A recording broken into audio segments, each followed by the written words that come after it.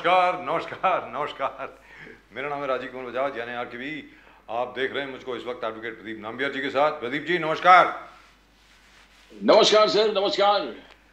और हम दोनों हैं इस वक्त नेशन नाउ पर। नेशन नाउ है हमेशा आपके साथ। आप सबको जय हिंद, जय महाराष्ट्र, जय भवानी, जय शिवाजी। प्रदीप जी वंदे मातरम। वंदे मातरम, वंदे मातरम। तो प्रदीप जी आज प्रधानमंत्री नरेंद्र मोदी जी मेट्रो में गए, दिल्ली की मेट्रो में ट्रैवल किया उन्होंने दिल्ली यूनिवर्सिटी तक। स्टूडेंट्स के साथ Yes, उन्होंने yes, इंटरेक्ट भी किया and he also talk to the students about the latest shows on OTT platforms. Fantastic. yes, yes, yes, yes. No wonder all the बिल्कुल young, sir. no wonder all the young people love him. How do you compete with this guy? How do you compete with Mr. Narendra Modi? Let's be very clear. It is. I He mean, comes up with something very spectacular all the time. yes, and you talk to any of the young people. I mean, any of the young people anywhere, and they it's really fantastic. At the end of the day, we are we having a. Do we have our guest? Do we have Mr. Vinayak Ambekar with us? Oh, well, right. Mr. Ambekar's frame is frozen, so maybe some problem in the net, but we will get him back. I'm sure we'll be able to get him back. But the fact is, as far as the Prime Minister is concerned, he's done it again. and of course, Rahul Gandhi is in Manipur. He's talking to various people over there. Rahul Gandhi ji इस वक्त मणिपुर में हैं, relief camp में गए, लोगों से मिले. Well, that's what an opposition leader should do. Very frankly, I mean that's his job. So I'm very happy that he's done that. I'm really and truly happy that he's gone over there and he has interacted with people. अब लेकिन प्रदीप जी आज एक खबर आई थी कि शायद जो मणिपुर के मुख्यमंत्री जी हैं उन्होंने शायद इस्तीफा दे दिया है, फिर उसके बाद उन्होंने वापस ले लिया। उन्होंने कहा भाई लोगों का बड़ा प्रेशर था इसलिए मैंने वापस ले लिया। So ये क्या था, कुछ इसके बारे में जानकारी है आपके पास? The why? No, as in the first thing is absolutely fantastic that Rahul Gandhi is going to meet the people, is sitting among the people, he's interacting with the communities, he's gone to the camps where camps have been there, where the people who have been affected have been placed. He went and talked to them and found out what was wrong with them, and then he said the food is not of the right quality, he told the medicines are required. He highlighted these things. Now he is, as you said, doing fantastic as an opposition leader, highlighting the problems of people. He said, as he said, मोहब्बत का दुकान, दुकान जो है मोहब्बत और प्यार की दुकान लेके घूम रहा हूँ, और ये नफरत की राजनीति को मिटाना है तो नफरत दोनों ट्राइब्स, जो कम्युनिटी, जो ट्राइब्स है, दोनों गुटों से उन्होंने रिक्वेस्ट किया कि नफरत दिल में निकाल दो, दिल से नफरत निकाल दो और प्यार और मोहब्बत की बातें करें. Right, and at the moment with us, Pradeep ji, I think we've got the gentleman from the Bharatiya Janata Party back with us, Mr. Vinayak Ambekar. Vinayak Ambekar ji, नमस्कार. नमस्ते. नमस्कार नमस्कार. वंदे मातरम सर, वंदे मातरम. वंदे मातरम. Welcome to the show sir. मैं राजीव बजाज बोल रहा हूँ, मेरे साथ हैं एडवोकेट प्रदीप नाम्बियार जी दुबई से और विनायक अंबेकर जी हैं. I think you are in Pune, is that right sir? Are you in Mumbai और in Pune? He is in Yes, Pune. yes, I am in Pune, sir. Wonderful. So I am in Mumbai. Ambekar Saab is in Pune. Pradeep ji is in Dubai. Wonderful. Yeah. And I tell you what, I wanted to begin with this, but then you know, did you see the Prime Minister traveling by train today, by the metro today with the students? देखा आपने अंबेकर जी? Yes, I seen it. Brilliant, absolutely brilliant. मतलब ऐसा प्रधानमंत्री कभी हुआ नहीं, मुझे नहीं लगता ऐसा प्रधानमंत्री कभी हुआ है कि आप देखिए, look at the way the students reacted to him, they all love him. आज की तारीख में आप जितनी भी यूनिवर्सिटी में चले जाएं, तकरीबन पूरे हिंदुस्तान में, अपार्ट फ्रॉम अ फ्यू, एक दो को छोड़ के जिनका नाम आप जानते ही हैं, वहाँ के जो स्टूडेंट्स हैं, विद्यार्थी हैं, वो सब मतलब नरेंद्र मोदी जी से बेइंतहा मोहब्बत करते हैं. वो कहते हैं मत, ऐसा प्रधानमंत्री कोई हुआ नहीं है. तो इसके पीछे क्या राज है अंबेकर साहब, आपका क्या विश्लेषण है इसके पीछे? ये जो नरेंद्र मोदी जी एकदम एक कनेक्शन डेवलप कर लेते हैं स्टूडेंट्स के साथ, लोगों के साथ, यूथ के साथ. अंबेकर जी, he is a humble person, he is connected to the ground.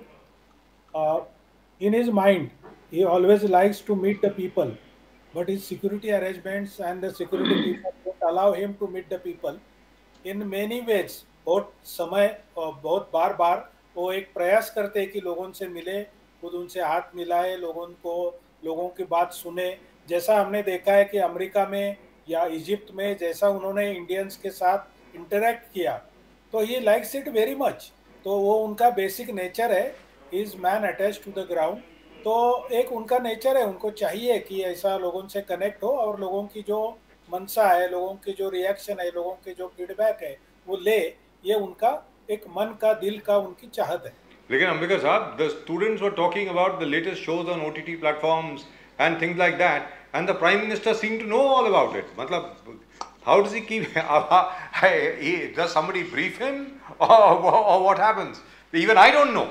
What are the latest shows going on OTT platform? The Prime Minister seems to know. Fantastic.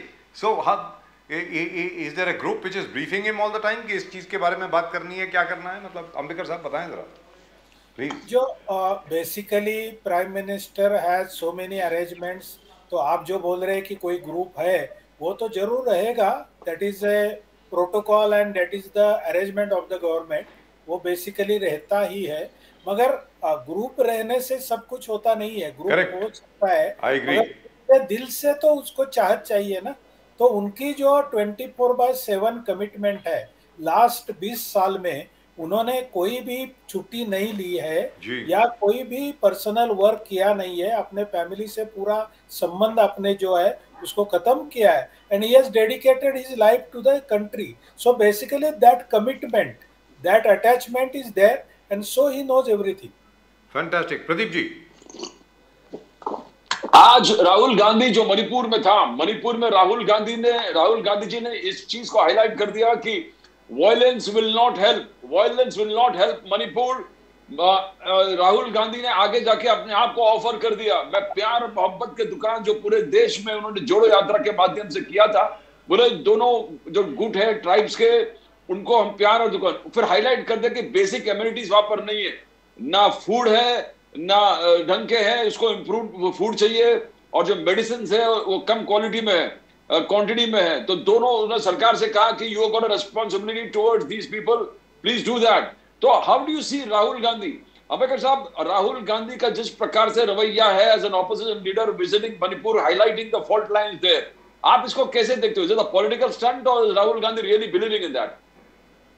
No, basically I should not blame anybody for his commitment और anything, but people know it कि उनका जो है वो काम कर रहे हैं। He is a leader of opposition, not by term, by that what you can say designation, but वो अपोजिशन का एक लीडिंग लीडर है, तो उसको जो बात करनी चाहिए वो करते हैं। तो उसमें हमने बुरा मानने जैसा या उनका कोई दोष निकालने जैसा कोई चीज नहीं है। Is doing his job. Wonderful. Mister Ambedkar साहब, जी, खड़गे साहब मल्लिकार्जुन खड़गे साहब ने मोदी जी को याद दिला दिया। उन्होंने मोदी जी को याद दिलाया कि उनके इलेक्शन के वादे, बहुत हुई महंगाई की मार, अच्छे दिन आने वाले हैं, और खड़गे साहब ने पूरे एक लिस्ट निकाल दिया, बोले किसको अच्छे दिन आ गए। चावल महंगा, गेहूं महंगा, तूर दाल एब्सोल्युटली हाई, चीनी इट्स कॉस्टली, दूध, नमक, आलू, प्याज, टमाटर 100 रुपया किलो। बोले किसको अच्छे दिन किसके आए हैं? मोदी साहब देश को बताए कि अच्छे दिन किसके आए हैं। तो how do you see it? Mallikarjun खड़गे का डायरेक्ट अटैक है प्राइम मिनिस्टर को कि 9 साल जो बेमिसाल आप चिल्ला रहे हो, कोई भी चीज जो एसेंशियल चीज है, लोगों को गरीब डाउन ट्रॉडन है, उनके लिए कोई राहत नहीं है। महंगाई ने मार डाला, इन्फ्लेशन ने मार डाला, अनएम्प्लॉयमेंट ने मार डाला है। अंबेडकर साहब, बेसिकली खड़गे जी जो बोल रहे हैं वो उनका जो फ्रस्ट्रेशन है वो बोल रहा है। देखो, मोदी जी ने जब से कोरोना काल में लॉकडाउन लग गया, तब से 23 मंथ्स तक 80 करोड़ जिनको असल में महंगाई की मार बैठती है उनको फ्री राशन दिया है। पर पर्सन 5 kg जो अनाज है वो और 1 kg दाल ये फ्री में दिया है। तो बेसिकली जिसको प्राइस के लिए कंसर्न होना चाहिए उनका चिंता उन्होंने किया है। जो लॉकडाउन का हेवीएस्ट पीरियड था उसमें 3 महीना उन्होंने गैस के लिए पैसा दिया, महिलाओं के इसमें मसाला के लिए 500 रुपया दिया। तो मोदी जी ने जो खाने का चीज है उसका पूरा बंदोबस्त किया है। खड़गे जी को जानते हैं खड़गे जी, मगर ये एक उनका रवैया है कि मोदी जी को नाम रखना। अभी अच्छे दिन किसको आए हैं? तो अच्छे दिन आए हैं 4 करोड़ फैमिलीज को, जिनके लिए प्रधानमंत्री आवास योजना अर्बन और प्रधानमंत्री आवास योजना रूरल में खुद के घर बने हैं, जिसमें केंद्र सरकार का 1,50,000 का कंट्रीब्यूशन है और उसके वजह से लोग खुद का घर बनाए हुए हैं। अच्छे दिन किसको आए हैं? तो जो जनधन खाते खोल के 47 करोड़ लोगों को उन्होंने बैंकिंग सिस्टम में इंट्रोड्यूस किया, उनका डिपॉजिट्स आज 1.5 लाख करोड़ रुपए के ऊपर गया है, उनके लिए अच्छे दिन आए हैं। 9 करोड़ लोगों को उन्होंने उज्ज्वला गैस योजना में गैस दिया, जिनके घर में जमाने से पीढ़ियों से लकड़ी पे ये कुकिंग होता था, उनके लिए गैस दिया, उनके घर में अच्छे दिन आए हैं। जिन 1.5 करोड़ गरीबों के घर में जो सीवियर बीमारी है उसका इलाज नहीं होता था, वो प्रधानमंत्री आयुष्मान योजना के द्वारा हुआ, उनके घर में अच्छे दिन आए हैं। जिस घर में पहले पानी नहीं मिलता था, पानी लेने के लिए उनको मिलों की पाइपिट करनी पड़ती थी, उस घर में हर घर नल से जल योजना के तहत जब पानी आता है, उनके लिए अच्छे घर बने। जिस घर में हमेशा के लिए पीढ़िया दर पीढ़ी जो खेत में जाके अपना डिफेकेशन करते थे, तो उनके घर में संडास बन गया। ऐसे 9 करोड़ घर है रूरल में, तो उनके घर में अच्छे दिन आ गए। ये सब खड़गे जी को मालूम है, मगर उनको उनका काम करना है। मोदी जी को नाम रखना, इतना ही काम उनके पास है। उनके पास खुद का कोई प्लान नहीं है। मोदी जी ने जो इंफ्रास्ट्रक्चर डेवलपमेंट किया है वो हर भारतीय को मालूम है, और उन्होंने जो भी स्कीम की है, प्रत्यक्ष में लाई है, उनके जो रिजल्ट्स है, तो वो सबको मालूम है, सब दुनिया। लेकिन यहाँ पर अंबेडकर साहब यहाँ पर जो आपने बातें गिनाई हैं, इसमें कोई भी ऐसा कोई भी क्लेम नहीं है जिसके ऊपर ज्यादा आर्ग्यूमेंट हो सके। इनफैक्ट एक थोड़ा सा मैं सुधार कर दूं सर। आपने कहा 47 crore Jan Dhan accounts, which is absolutely true. It was 47 crore Jan Dhan accounts. Today the figure is 52 crore. आज का जो फिगर है वो 52 करोड़ का है sir. That is 52 crore, which is absolutely correct. लेकिन ऑल दिस, ये लाभार्थी जितने हैं, बाकी सब लोग जितने हैं जिनको डायरेक्ट बेनिफिट, जिसको डीबीटी कहा जाता है, डायरेक्ट बेनिफिट ट्रांसफर हुआ, उन्हीं के अकाउंट के अंदर पैसे गए। बीच में कोई और बिचौलिया नहीं था, कोई दलाल नहीं था जिसने दलाली नहीं खाई, सब कुछ हुआ। लेकिन फिर भी हिमाचल प्रदेश और कर्नाटका आप हार गए। ऐसा क्यों हुआ? क्योंकि ये सारी चीजें कर्नाटक में भी हुई, ये सारी चीजें हिमाचल में भी हुई, उसके बावजूद लोगों ने कांग्रेस को वोट दिया। ऐसा क्यों हुआ सर? अंबेडकर साहब। सर, जनता की सेवा करना ये केवल वोट के लिए होता है, ऐसा जो एक कॉमन अपना अंडरस्टैंडिंग है, उसको मैं अपोज करता हूँ। बेसिकली जनता की सेवा करना हर पॉलिटिकल व्यक्ति का, हर पॉलिटिकल पार्टी का काम है। तो मोदी जी ने उनके दिल से ये काम किया था। अभी देखो पॉलिटिकल रिजल्ट्स जो आते हैं, जैसा कि मैं कहता हूँ, ये आप जो 2 स्टेट गिनाए, केरला में भी ये स्कीम चल रही है। केरला में मेट्रो का सबसे बड़ा नेटवर्क किसने बनाया है? तो मोदी जी ने बनाया है। मगर फिर भी केरला में मोदी जी को, मतलब भाजपा को यश नहीं मिलता है। तो ये पॉलिटिकल अंडरस्टैंडिंग जो है, लोगों का पॉलिटिकल रुझान जो है, ये इसका और ये वेलफेयर वर्क जो मोदी जी कर रहे हैं, उसका डायरेक्ट रिलेशन लगाना ये मतलब अच्छा नहीं है, ऐसा मेरे को लगता है। मोदी जी उनका काम कर रहे हैं, जनता को जब उनका काम समझ में आएगा तो मोदी जी को वो वोट देंगे। लेकिन फिर भी सर, आपके लिए चिंता का विषय तो है ही। जहां तक भारतीय जनता पार्टी का प्रश्न है, आपके लिए चिंता का विषय तो है ना सर, कि इतना काम करने के बावजूद, अब जैसे उत्तर प्रदेश की अगर हम लोग बात करें, उत्तर प्रदेश के चुनाव में Yogi Adityanath, he became the first chief minister, I think in about, Pradeep ji, correct me if I'm wrong, I think 35 years, is it 40 years? Yes. To be elected for 2 consecutive terms. और इसमें exactly. जो आप गिना रहे हैं ना, अभी अंबेडकर साहब जो गिना रहे हैं कि इतने लाभार्थी, मतलब 47 करोड़ जनधन अकाउंट्स, इतने घर, इतना इतने टॉयलेट्स, अब नल से जल, बिजली हर गांव में, एटलीस्ट बिजली का खंभा तो लग गया, लाइट तो लग गई उसमें, और हर घर में भी आ जाएगी, वैसे ऐसी कोई बात नहीं है।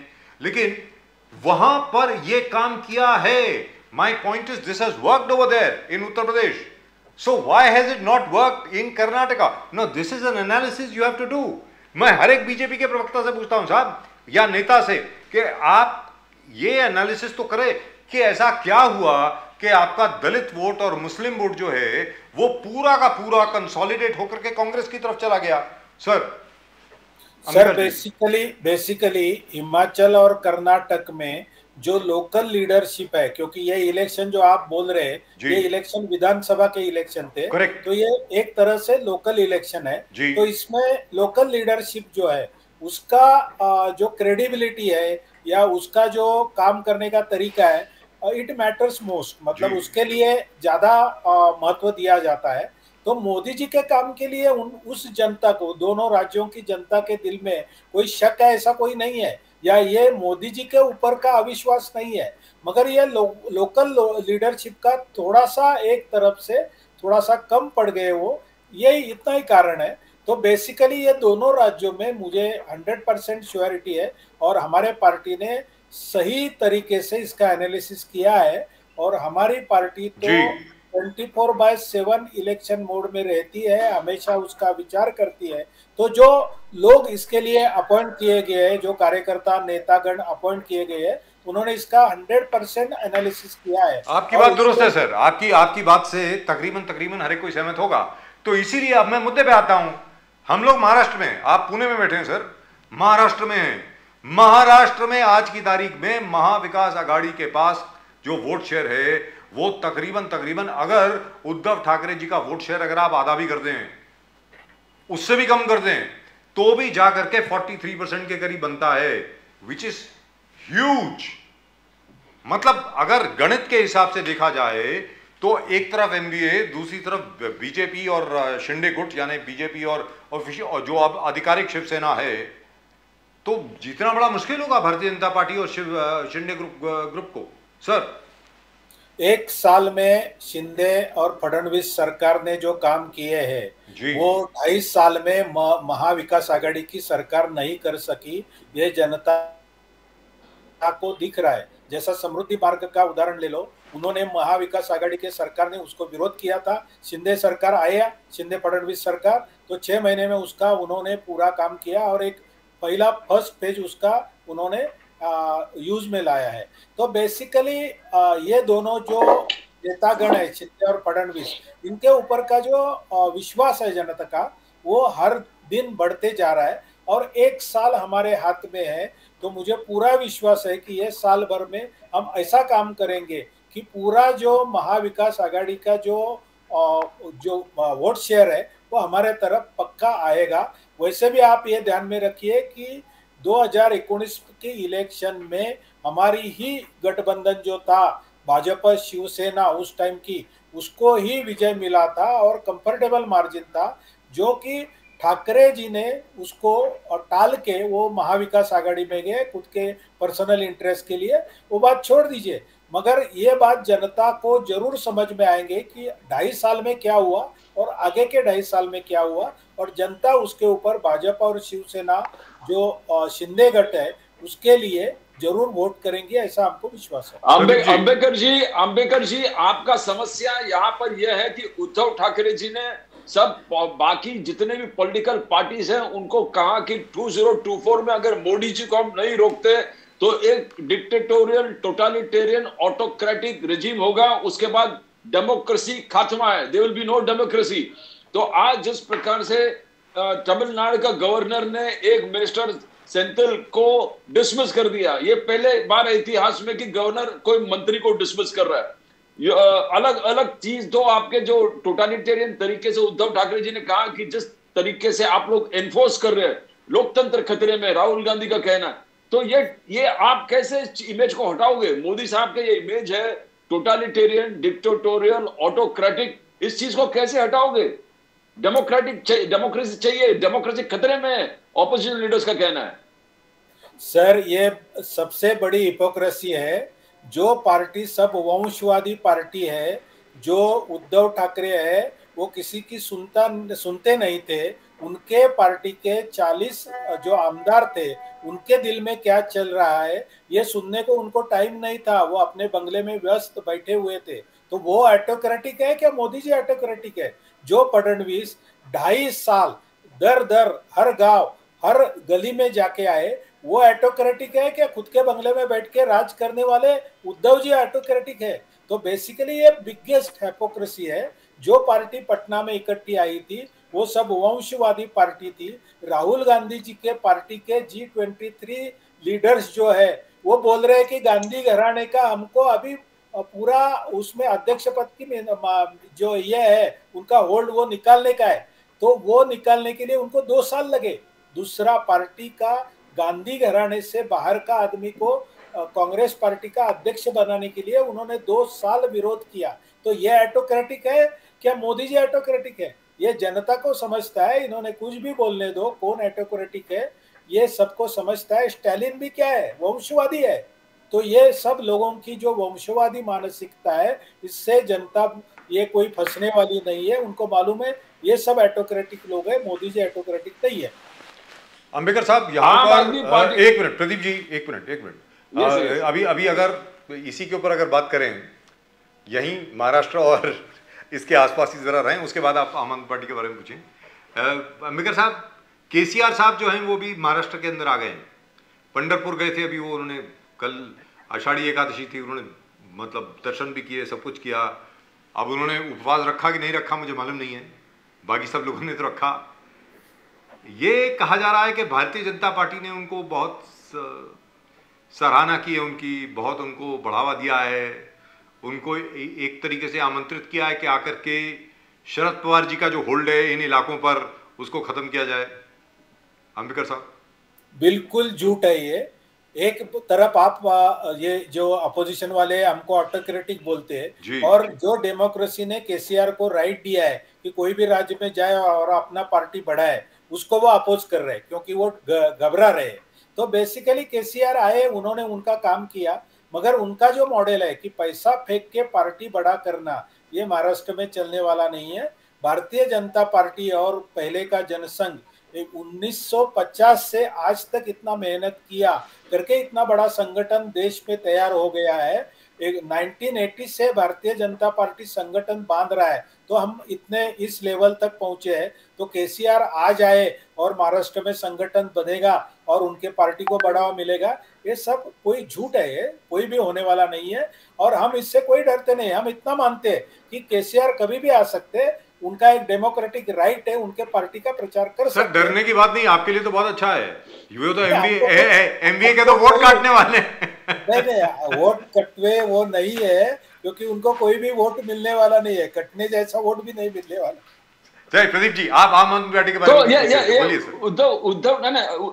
उद्धव ठाकरे जी कोविड स्कैम के, जो बीजेपी का कहना है कि कोविड स्कैम है, उनका कहना कि आप ही के स्कैम है। 650 करोड़ मिसमैनेजमेंट जो आपने किए, उसके लिए कल एक विराट मोर्चा उद्धव ठाकरे जी लेके जा रहे हैं बीएमसी हेडक्वार्टर्स में कि व्हाई इज दिस हैपनिंग। वे तो but BJP says it's Covid scam, ये कोविड स्कैम है और इसमें किसी का, सरकार का कोई इंटरफेरेंस नहीं, investigating agencies are doing their job. But over the years Aditya Thackeray has been continuously pointing out, Uddhav Thackeray has been continuously pointing out concretization of road उसमें स्कैम है, कार्टेलाइजेशन हो रहा है, जो parties close to Eknath Shinde ji उनको पूरे contract मिल रहे हैं, होर्डिंग ऑफ मटेरियल्स जिसमें एस्केलेशन ऑफ कॉस्ट हो। तो करप्शन के लगातार आरोप उद्धव ठाकरे, आदित्य ठाकरे लगातार एकनाथ शिंदे, देव फडणवीस पर लगा रहे हैं। So how do you going to? The people are convinced that there is something wrong because you have not met the targets where road concretization is concerned. और कल के जो विराट मोर्चा है उद्धव सेना का, उसका सर मुकाबला अंबेडकर जी कैसे करोगे आप? उद्धव ठाकरे का कोई भी मोर्चा विराट नहीं है, भाड़े से लोग बुला के कोई मोर्चा विराट नहीं होता। और जनता की मन में ये पक्का है कि 30 साल तक वो बंबई की महानगर पालिका का सत्ताधारी रहे हैं उद्धव ठाकरे, और वो माल खा रहे थे उस महापालिका का पूरा। इसीलिए आज के जो मुंबई के प्रॉब्लम है, हर साल मुंबई में पानी बढ़ता है बारिश में, हर साल मुंबई वालों को बारिश में तकलीफ होती है। तो ये किसके वजह से? जब वो 30 साल पैसे नहीं खाते थे तो अभी तक ये प्रॉब्लम आते ही नहीं थे। कॉन्क्रीटाइजेशन पहले ही होना चाहिए था, तो उन्होंने क्यों नहीं किया? कॉन्क्रीटाइजेशन होगा तो बारिश में मुंबई वालों को तकलीफ नहीं होगी, रोड में गड्ढे नहीं बनेंगे। और मुंबई के रोड के गड्ढे ये दुनिया में प्रसिद्ध हुई चीज है, जो कि उद्धव ठाकरे के रेजिम में चल रहा था। मुंबई महानगर पालिका खुद के हाथ में थी और मुंबई में हर साल गड्ढे पड़ते थे बड़े बड़े। तो उनको क्या है कि वो उल्टा चोर कोतवाल को डांटे। ये जो ऑफेंस इज बेस्ट डिफेंस ऐसा जो बोलते हैं ना, वो उनका नीति है, किसी उनको सलाहकार ने दिया रहेगा, इसलिए वो मोर्चा निकाल रहे। ऐसा मोर्चा निकालने से कोई भी करप्शन प्रूव नहीं होता है। उनको यदि कुछ करना है तो कोर्ट में केस डालो, सीबीआई में जाओ, ईडी में जाओ, उनको प्रूव करना चाहिए ना, उनके हाथ में कोई तो भी प्रूफ होना चाहिए ना सर। तो जी प्रूफ नहीं है करके ये चीज कर रहे हैं, मोर्चा निकाल रहे हैं बाड़े से लोग ला। लेकिन यहाँ पर वो ये मोर्चे की बात आई है जब सूरज चौहान साहब और एक और हैं पाटकर साहब, उनके ऊपर कोई ईडी का रेड हो गया, फिर उनको बुलाया गया इंटरोगेशन वगैरह के लिए, तो उद्धव साहब ने कहा कि भाई आप मेरे घर में हाथ डालोगे तो मैं तुम्हारे घर के अंदर भी घुसूंगा, ऐसा उद्धव ठाकरे जी ने कहा है। तो इसका कुछ संबंध है इस मोर्चे से साहब? हाँ, उनको डर लग रहा है कि खुद के घर में आएंगे करके। उनके जो मिसेस ठाकरे के जो भाई है श्रीधर पाटणकर, जी उनको ऑलरेडी ईडी ने समन्स भेजा है। उनके 6.45 करोड़ के फ्लैट्स जो है, 9 फ्लैट्स वो अटैच किए हुए हैं ईडी ने।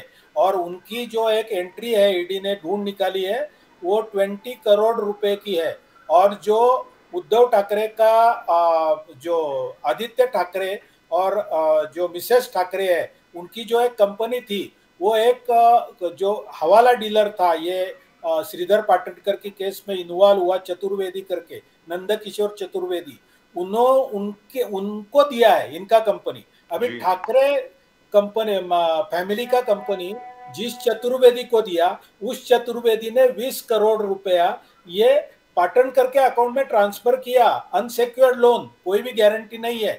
तो ये सब तो चीज है, रिकॉर्ड पे ईडी ने लाया है रिकॉर्ड पे, इसलिए वो घबरा गए हैं और ऑफेंस इज बेस्ड डिफेंस करके वो मोर्चा निकाल रहे हैं। प्रदीप जी, पंकजा मुंडे जी का एक बहुत बड़ा विषय है। पंकजा मुंडे जी आज भी जिस प्रकार से उन्होंने कहा कि मराठा आरक्षण जब तक होगा नहीं तब तक मेरा लड़ाई जारी रहेगा, she will continuously fighting until Maratha reservation is achieved. Now, is it the way the BJP is this the BJP stand, or is she taking a divergent stand because there's a Supreme Court order भी इस मामले में है, the government is sometimes yes, sometimes what is this? Pankaja Munde जी जिस प्रकार से आज react किया, how do you see Vinayak Ambedkar ji? Is it detrimental to the interest of BJP? क्या बीजेपी में फूट है? Pankaja Munde is a mass leader, sidelined. Do you find any future? She's fighting to get back her future into the BJP. कैसे देखते हो आप? How do you see it, Ambedkar ji? Basically ऐसा है, उनका जो स्टैंड है वो कोई भी बीजेपी को कॉन्ट्ररी नहीं है। बीजेपी का ही स्टैंड वो अलग वर्ड्स में जो ये कर रही है, सामने ला रही है, तो उसमें कोई भी कन्फ्लिक्ट ऑफ इंटरेस्ट ऐसा कुछ नहीं है। अभी हर लीडर जो रहता है, पॉलिटिकल लीडर, उसको अपना स्थान बनाने का, समाज में अपना एक स्थान बनाने का हक रहता है, और उसने वो करना ही चाहिए, तो ही लीडरशिप प्रूव होती है उसकी। तो वो काम वो कर रही है।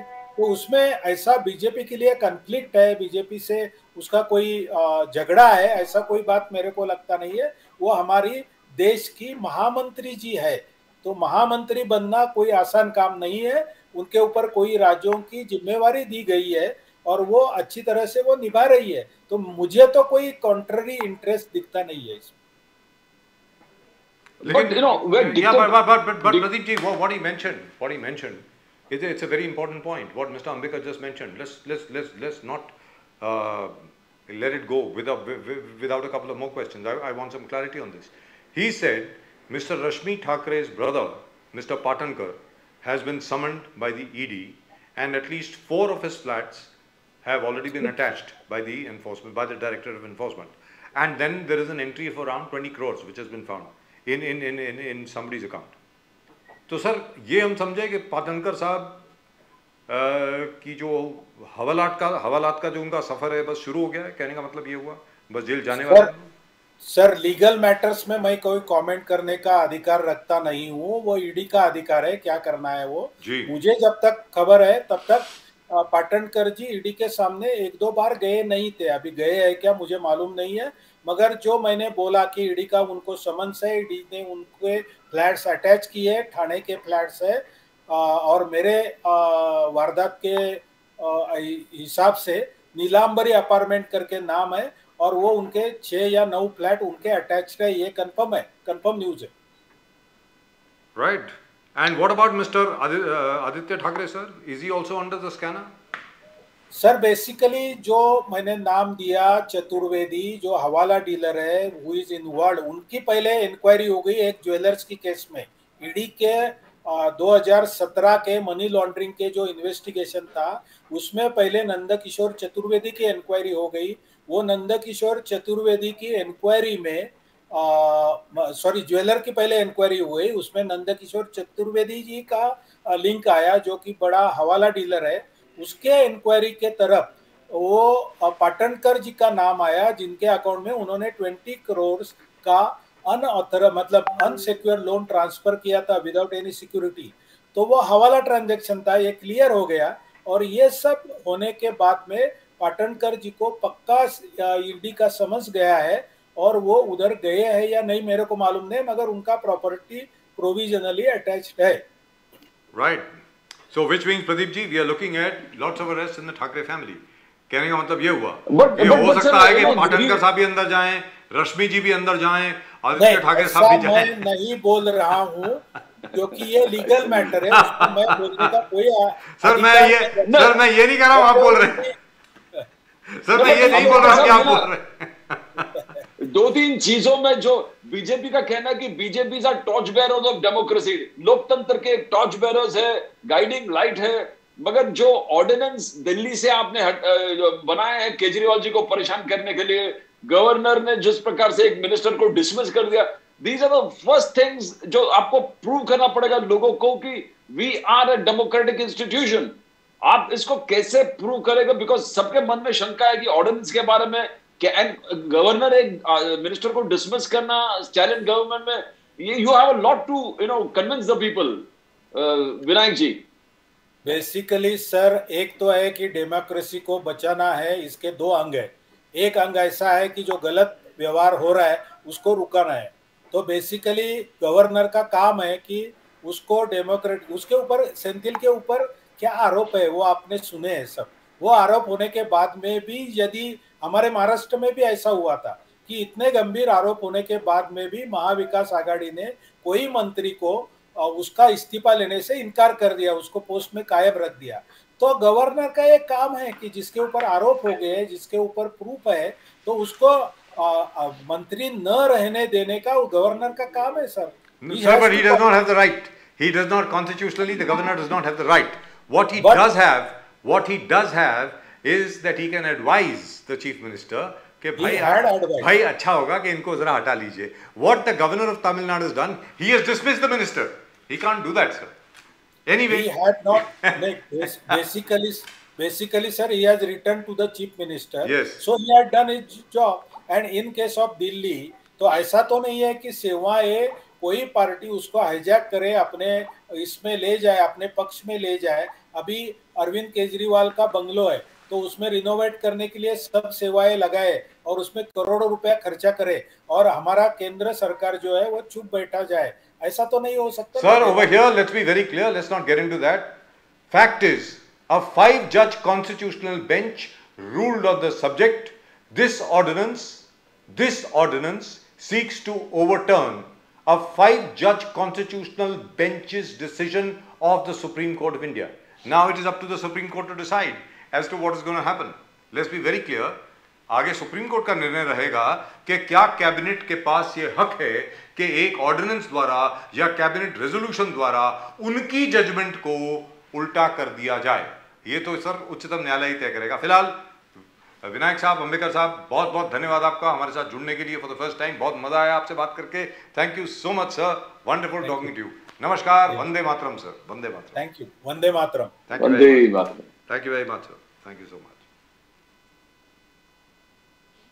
Right, Pradeep ji. So we are looking at the Thackeray family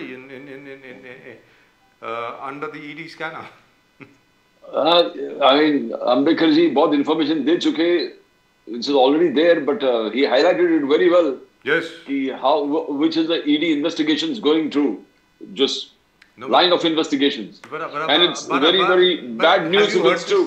But have you heard this before? Because this is, I know we had read about it a little bit earlier. But Mr. Patankar, you know his flats have been provisionally attached by the ED and all that, ये पहले आया है क्या sir? मैंने पढ़ा नहीं. आ गया था. अच्छा, It was there. Okay. Yes. So which means they're really in trouble, so to speak. कहाँ जा सकते? They are in trouble. No, they have agreed to fight back. That's what the Thakres have done. They said immense pressure by the way of near and dear of the Thakres being subjected to cruelty from enforcement directorate, Sanjay Rao, जितने लोगों आप नाम ले, अनिल परब, तो everybody, but लेकिन पाटनकर जी का case इतना highlight नहीं हुआ है जितना इन सब लोगों का हुआ है. Perhaps because he's not a politician. Yes. He is not a politician, but it is happened. I mean, they have attached his properties. That is true. And he happens to be Mrs. Rashmi Thakre's brother. Bilkul, sir. Ekdam. That's true. Right. That's very much true. This is Mr. Modi also. This is real rock and roll. जी बोलिए प्रदीप जी. मोदी जी भी ने बहुत आरोप कांग्रेस पे लगा दिए कि the kind of politics they are following, and it's not the way democratic institutions function and work. Mr. Modi has been pointing out singularly the appeasement politics the Congress is up to, and that has ruined the country. And the family dynastic affairs hai, Parivarvad, he says, has destroyed it further. Parivarvad and added with corruption. So Congress has a lot to answer. प्यार और मोहब्बत के दुकान तो है, but परिवारवाद और corruption जिस प्रकार से मोदी जी का कहना है कि देश को नुकसान पहुंचाया है, तो उसका उनको कन्विंस करना पड़ेगा लोगों को कि परिवारवाद is for the betterment of the country. लेकिन प्रदीप जी, जिस तरीके से कल किशोर तिवारी जी ने भी यहाँ पर कहा कि परिवारवाद क्या होता, क्या है परिवारवाद. अब देखिए राहुल गांधी जी अमेठी से हार गए ना, इसके बावजूद के सोनिया गांधी जी के सुपुत्र हैं, राजीव गांधी जी के सुपुत्र हैं, लेकिन हार गए. अब उसके पहले इंदिरा जी भी हार गई थी, रायबरेली से हार गई थी. अब अगर आप किसी भी परिवार से हों, अगर आप चुनाव में लड़ रहे हों, तो आपको तो मतलब जीतना तो पड़ेगा ना. लोग अगर आपको वोट नहीं देंगे तो जिस मर्जी परिवार से हों उसको क्या फर्क पड़ रहा है, उसमें क्या होने वाला है. आखिर में आपको जीतना तो पड़ेगा, लोगों का विश्वास तो जीतना पड़ेगा ना, सीधी बात है. और इसी तरीके से महाराष्ट्र में लेकिन प्रदीप जी, अगर इसी तरीके से देखा जाए, फडणवीस साहब के पिताजी खुद फडणवीस साहब जो हैं वो खुद पॉलिटिक्स में थे और नितिन गडकरी जी उनको अपना गुरु मानते हैं. उसके अलावा हमारे जो अनुराग ठाकुर जी हैं उनके पिताजी धूमल साहब वो मुख्यमंत्री हुआ करते थे. हमारे राजनाथ सिंह के जो सुपुत्र हैं वो मेंबर ऑफ पार्लियामेंट हैं. हमारी जो वसुंधरा राजे हैं वो विजय राजे सिंधिया की सुपुत्री हैं और उनके खुद के सुपुत्र जो है वो भी मेंबर ऑफ पार्लियामेंट है. तो ऐसा तो नहीं कि भारतीय जनता पार्टी में नहीं है, हर जगह पर ही ऐसी क्या बात है. तो हाँ, नरेंद्र मोदी जी के परिवार से कोई नहीं है, इसमें दो राय नहीं. नरेंद्र मोदी जी के परिवार से कोई भी शख्स ऐसा नहीं है जो आज पब्लिक लाइफ में हो. उनके जो बड़े भाई हैं, आज तक पता नहीं उनकी अभी सेहत कैसी है मुझे मालूम नहीं है, but last year he is the only prime minister that I know of, और he is the only head of state effectively. He is not the head of state, alright, he is the executive head of state, जिनके भाई आज तक auto चलाते हो, मतलब 3 wheeler चलाते हैं साहब. मुझे पता नहीं प्रदीप जी, शायद आपको मालूम हो कि उनका जो फाइनेंशियल स्टेटस है आज तक नहीं बढ़ा नरेंद्र मोदी जी के प्रधानमंत्री बनने के बाद. यहाँ तो क्या होता है, कोई एमएलए छोड़िए, कोई कॉर्पोरेटर बन जाता है. प्रदीप जी, हमने खुद देखा है, कॉर्पोरेटर बन जाता है तो सारा परिवार जो है अमीर हो जाता है. तो ये तो यूनिक केस है दुनिया में. आज योगी आदित्यनाथ ने और एक रिकॉर्ड स्थापित किया कि माफिया राज से प्रॉपर्टीज फ्री करके जिन गरीबों के प्रॉपर्टी इन्होंने अपने कब्जे में रखे थे उनको वापस दिलाया. बहुत सारे फैमिलीज और वहां पर जो बीपीएल फैमिलीज हैं, बिलो पॉवर्टी लाइन फैमिलीज हैं, उनके लिए घर भी बनाए वहां पे. उसी जगह घर भी बनाए और जो माफिया राज से मुक्त करके जो प्रॉपर्टीज थे वो भी इनको लोगों को वापस दे दिए. This is what call justice. तो कहना ही पड़ेगा कि CM taking personal interest, that's why he's winning. That's why he's winning. Affecting the common man. अरे भाई, तभी तो जीत रहे हैं ना उत्तर प्रदेश में, ऐसी क्या बात है. Right at the moment with us from the Congress Party, Mr. Dhananjay Junarkar. Junarkar साहब नमस्कार. नमस्कार सर, नमस्कार. वंदे मातरम. वंदे मातरम सर, वंदे मातरम. जय भवानी, जय शिवाजी. धनंजय जुनारकर साहब, तो अपने राहुल गांधी जी ने मणिपुर के रिलीफ कैंप में तो अपनी मोहब्बत की दुकान, मतलब प्यार की दुकान खोल ली. कहने का मतलब ये हुआ. वहां पर लोग जिस बिल्कुल तरीके से सर। उनके साथ इंटरेक्ट कर रहे थे, जिस तरीके से बातचीत कर रहे थे, देख के बड़ा मजा आया। उनके साथ बैठ करके उन्होंने खाना भी खाया, और एक तो बच्ची थी बेचारी, रोते रोते लिपट गई, वो तो जा करके सीधा राहुल गांधी जी के साथ और रो पड़ी। तो मतलब राहुल गांधी जी बतौर एक विपक्ष के नेता होने के नाते और मेंबर ऑफ पार्लियामेंट होने के नाते विपक्ष के अपना फर्ज जो है वो बखूबी निभा रहे हैं, इसमें कोई दो राय नहीं। जी जुनेकर साहब। बिल्कुल सर, बिल्कुल सर। एक्चुअली ये रोल अपना पीएम, आदरणीय पीएम मोदी साहब को ये रोल निभाना चाहिए था। 70-75 दिन हो गए आदरणीय मोदी साहब का कोई कमेंट इसके ऊपर आया नहीं है। और इस 70-75 दिनों के अंदर आप देखिए, वो उन्होंने विदेश दौरा भी किया, और मेरा बूथ सबसे मजबूत, इसके पीछे उन्होंने समय दिया। आदरणीय अमित शाह जी बिहार का दौरा उन्होंने किया, नड्डा जी ने राजस्थान का दौरा किया। अगर ये लोग चाहते और लोग मेहनत करते कि मणिपुर का एक दौरा करते, वहां के जो दुखी लोग हैं, जिनके आंखों में आंसू है, उनके आंखों के आंसू पहले तो आने ही नहीं देते, उसमें ज्यादा अच्छा होता। अगर आ चुके हैं, कुछ भी गलतियां हुई है, तो वो पहुंचते, उनके साथ हिम्मत रखते, ताकत देते, उनको बोलते पूरा देश आपके साथ है। सर ये सब चीजें नहीं हुई, ये बहुत बड़ी कमी है। और आदरणीय राहुल गांधी जी वहां जाना चाह रहे थे, तो उनको कैसे प्रकार से बाधा आ रही थी आपने देखा, पुलिस उनको रोक रही थी।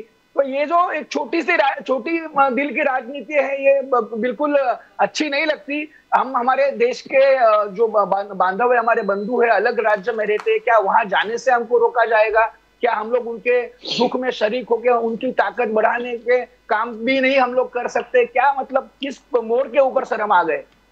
प्रदीप जी। तुष्टीकरण का राजनीति, तुष्टीकरण।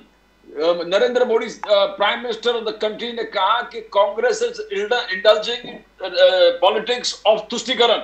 उन्होंने कहा कि समाज को नुकसान हो रहा है। मोदी साहब का कहना है कांग्रेस के इस नीति से समाज को नुकसान हो रहा है।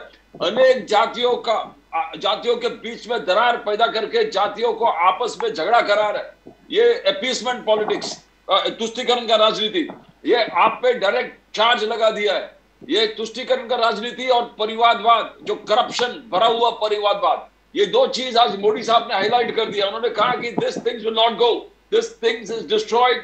कांग्रेस के पॉलिसीज इस सेक्युलर फैब्रिक जो देश का है इसको डिस्ट्रॉय कर रहा है। आप मोहब्बत के दुकान तो खोलने वाले बात कर रहे हो, मगर नफरत के दुकान पैदा कर रहे हो आप। जुनेकर साहब। सर आदरणीय नरेंद्र मोदी जी जो भी बोलते हैं उसका हमेशा आप उल्टा लीजिए, तभी आपको उनकी बात समझ में आएगी। क्योंकि उनका यूटर्न वाला ही पॉलिसी है। आधार कार्ड के लिए वो हम लोग को गालियां देते थे, डायरेक्ट जो हम लोग ट्रांसफर कर रहे थे अमाउंट, उसको हमको गाली देते थे।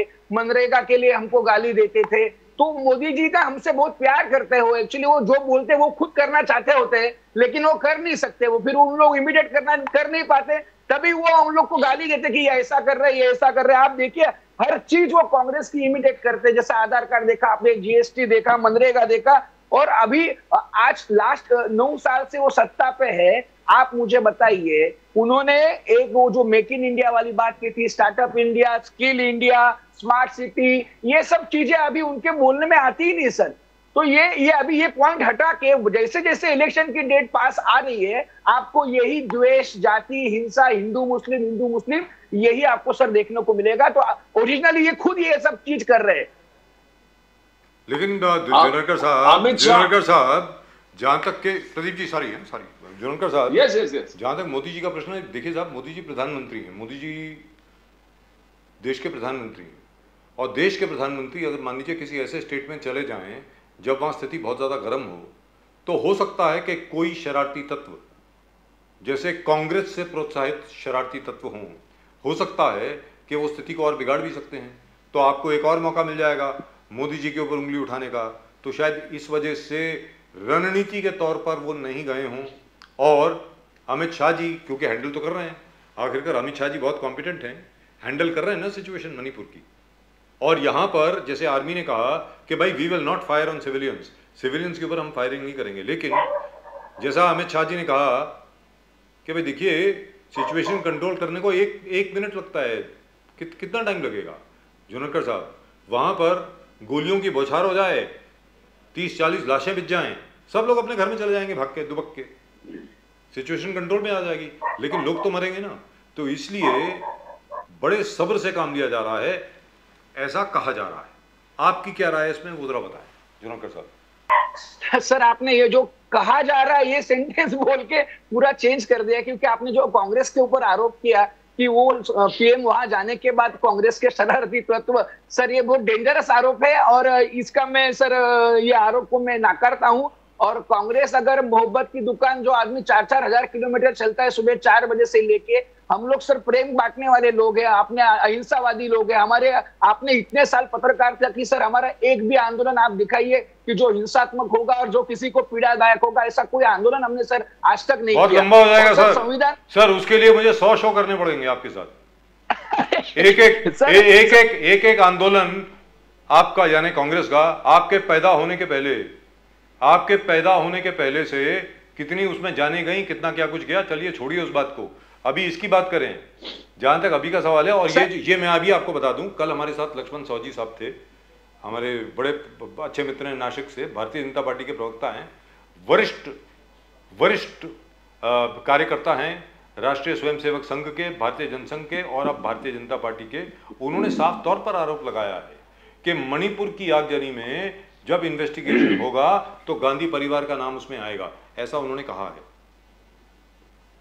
सर इसमें तो ऐसा है कि आपको सुबह से उठ के गांधी नेहरू को गाली देनी है, अभी आज की तारीख में राहुल गांधी को गाली देनी है, और कुछ नहीं मिला तो पाकिस्तान का हाथ है।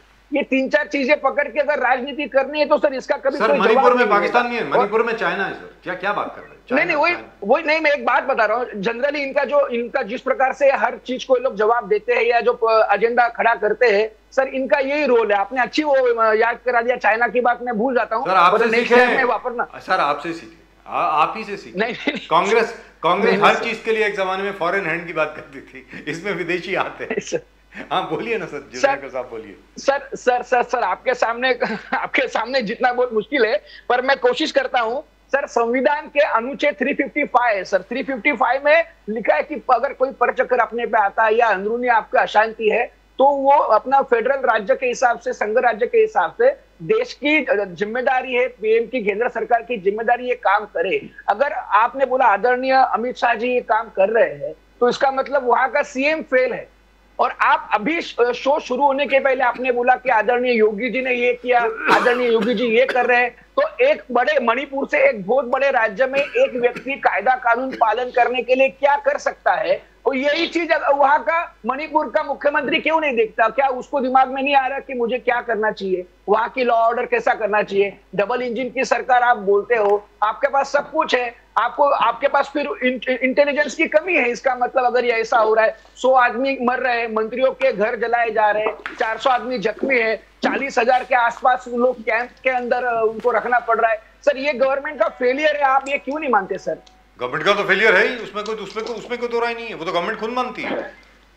जुनरकर साहब प्रदीप जी इसमें मुझे लगता है कि इसमें तो गवर्नमेंट खुद मानेगी कि हम उनका खुद का फेलियर है भाई, कि 70-75 दिन से मणिपुर में अगर हिंसात्मक स्थिति जो है वो नियंत्रण में नहीं आ रही है तो सरकार तो खुद मानेगी कि फेलियर है उनका। जी प्रदीप जी आप कुछ कह रहे थे, प्लीज बोलिए। तो मोहब्बत के दुकान राहुल गांधी जी, प्यार और मोहब्बत के दुकान। Very impressive. अमित शाह ने राजस्थान में कहा कि राजस्थान के गहलोत सरकार 3D, एक दंगा, महिलाओं से दुर्व्यवहार और दलित अत्याचार, बोले कि ये गहलोत सरकार पूरे इसमें खो गया, मीन्स टोटली इन्वॉल्व हो चुका है 3D में, दंगा, दुर्व्यवहार, दलित अत्याचार। बोले कन्हैया लाल को प्रोटेक्शन नहीं दिया, कन्हैया लाल का जान चला गया, he had to lose his life to these people and police was not arresting, state police arrest नहीं कर रहा था, एनआईए को जाके इनको पकड़ना पड़ा। एनआईए सेंट्रल एजेंसी ने जो कन्हैया लाल के किलर्स को, मर्डरर्स को एनआईए ने पकड़ा है, स्टेट पुलिस ने नहीं, स्टेट पुलिस ने संरक्षण देने से मना कर दिया है।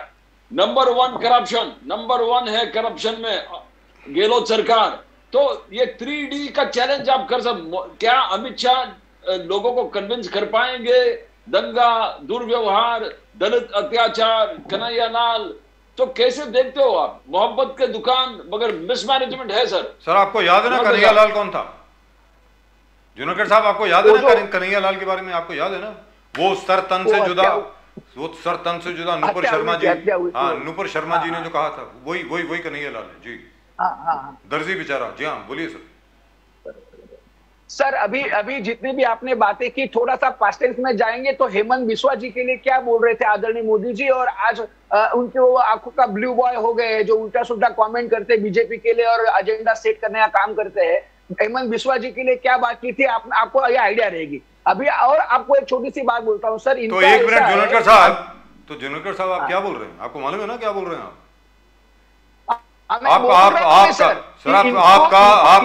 एक मिनट, आप कांग्रेस के प्रवक्ता हैं, एक मिनट, कांग्रेस के प्रवक्ता हैं आप। आपने अभी कहा हेमंत बिस्वा शर्मा के बारे में क्या क्या बोलते थे और वो बीजेपी में चले गए। उसके बाद क्या प्रदीप जी का सवाल कि अशोक गहलोत जी के ऊपर था, तो मतलब अशोक गहलोत जी मतलब बीजेपी में जा रहे हैं? हाँ, मैं पूरा आप अशोक गहलोत जी बीजेपी में भेज रहे हो? पूरा सेंटेंस अपने ब्रेकिंग न्यूज नहीं, बीजेपी।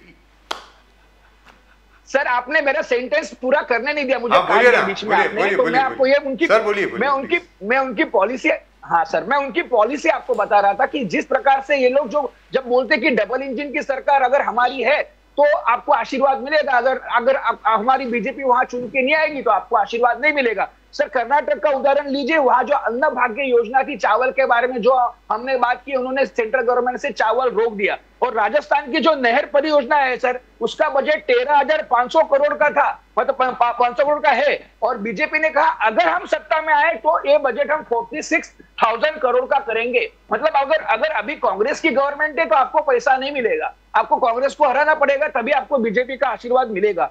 सर हिमाचल प्रदेश का जो रिक्वायरमेंट है 5,500 करोड़ रुपए का, उनको बीजेपी ने मदद का वादा किया था कि 5,500 करोड़ आपको मिलेगा, लेकिन जैसे ही वहां बीजेपी की गवर्नमेंट नहीं आई तो उन्होंने अभी वो वादा हवा में छोड़ दिया कि कोई वादा नहीं, कुछ नहीं, कोई पेमेंट नहीं कर रहा।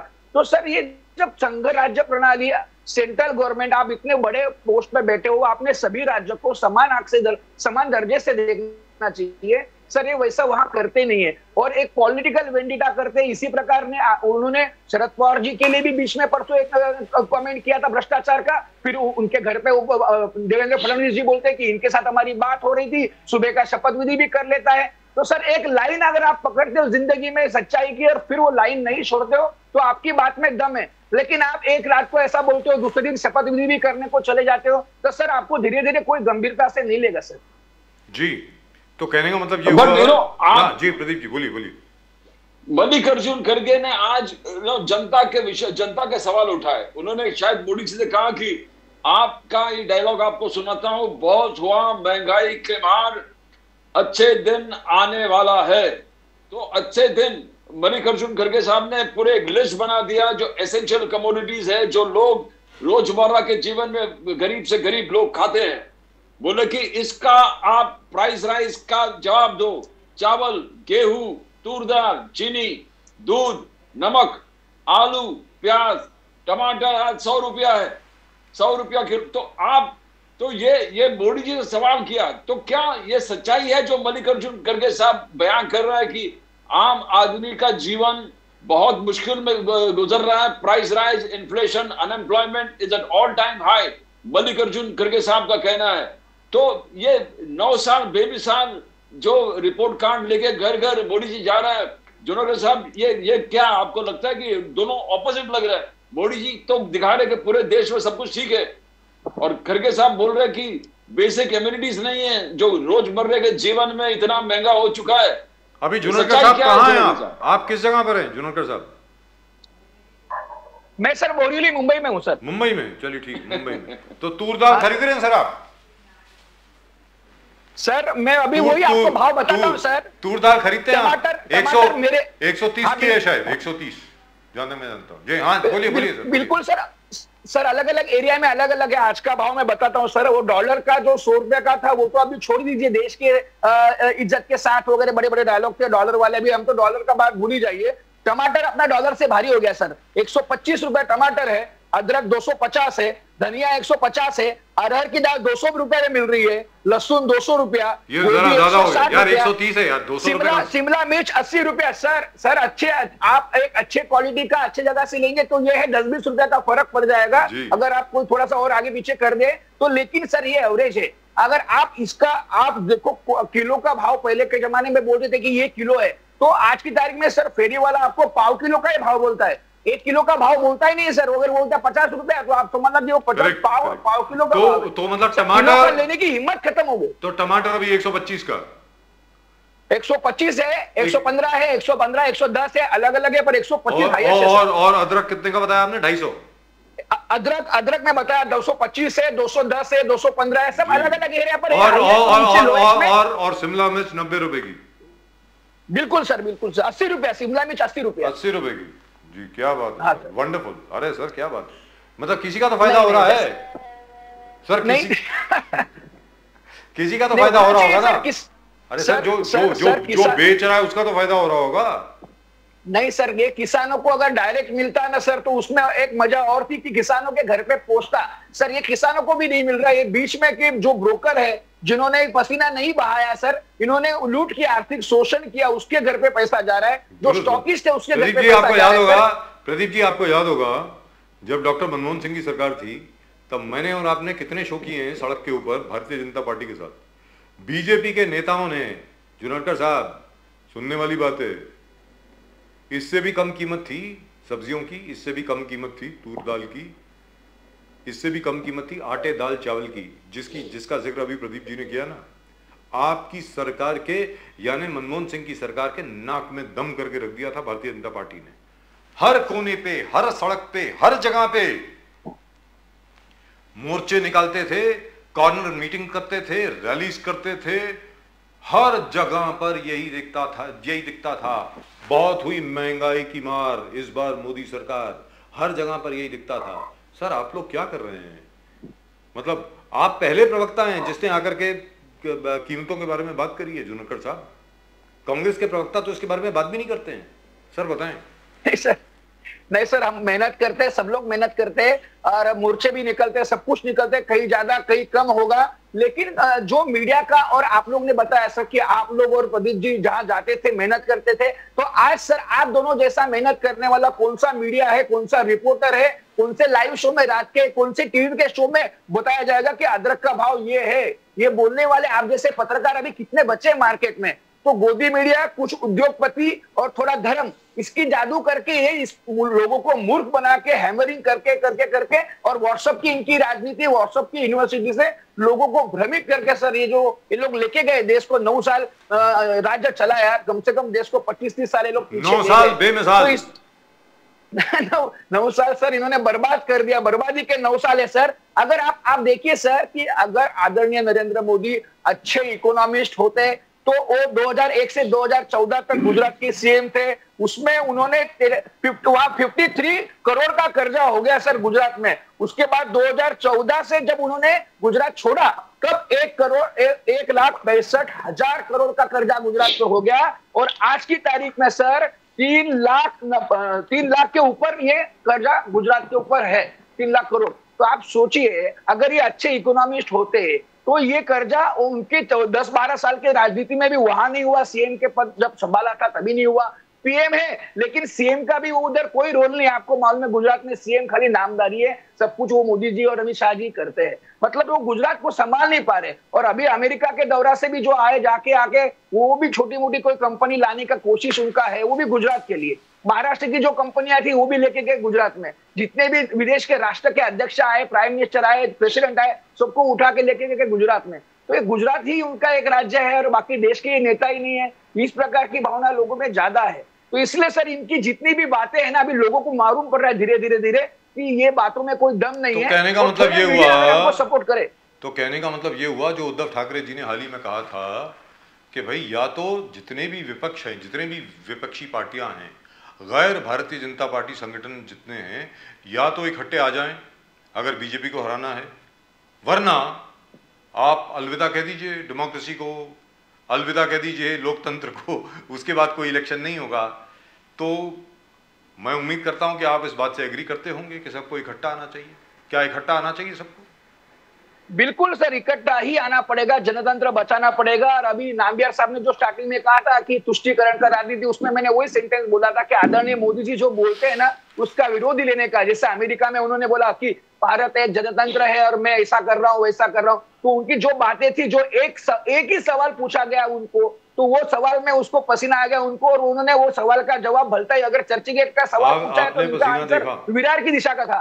चलिए, तो ये फिर ये बता दीजिए जुनेकर साहब, फिर आम आदमी पार्टी जब आपको कह रही है कि जो ब्लैक ऑर्डिनेंस है उसका विरोध कीजिए राज्यसभा में, क्यों नहीं कर रहे?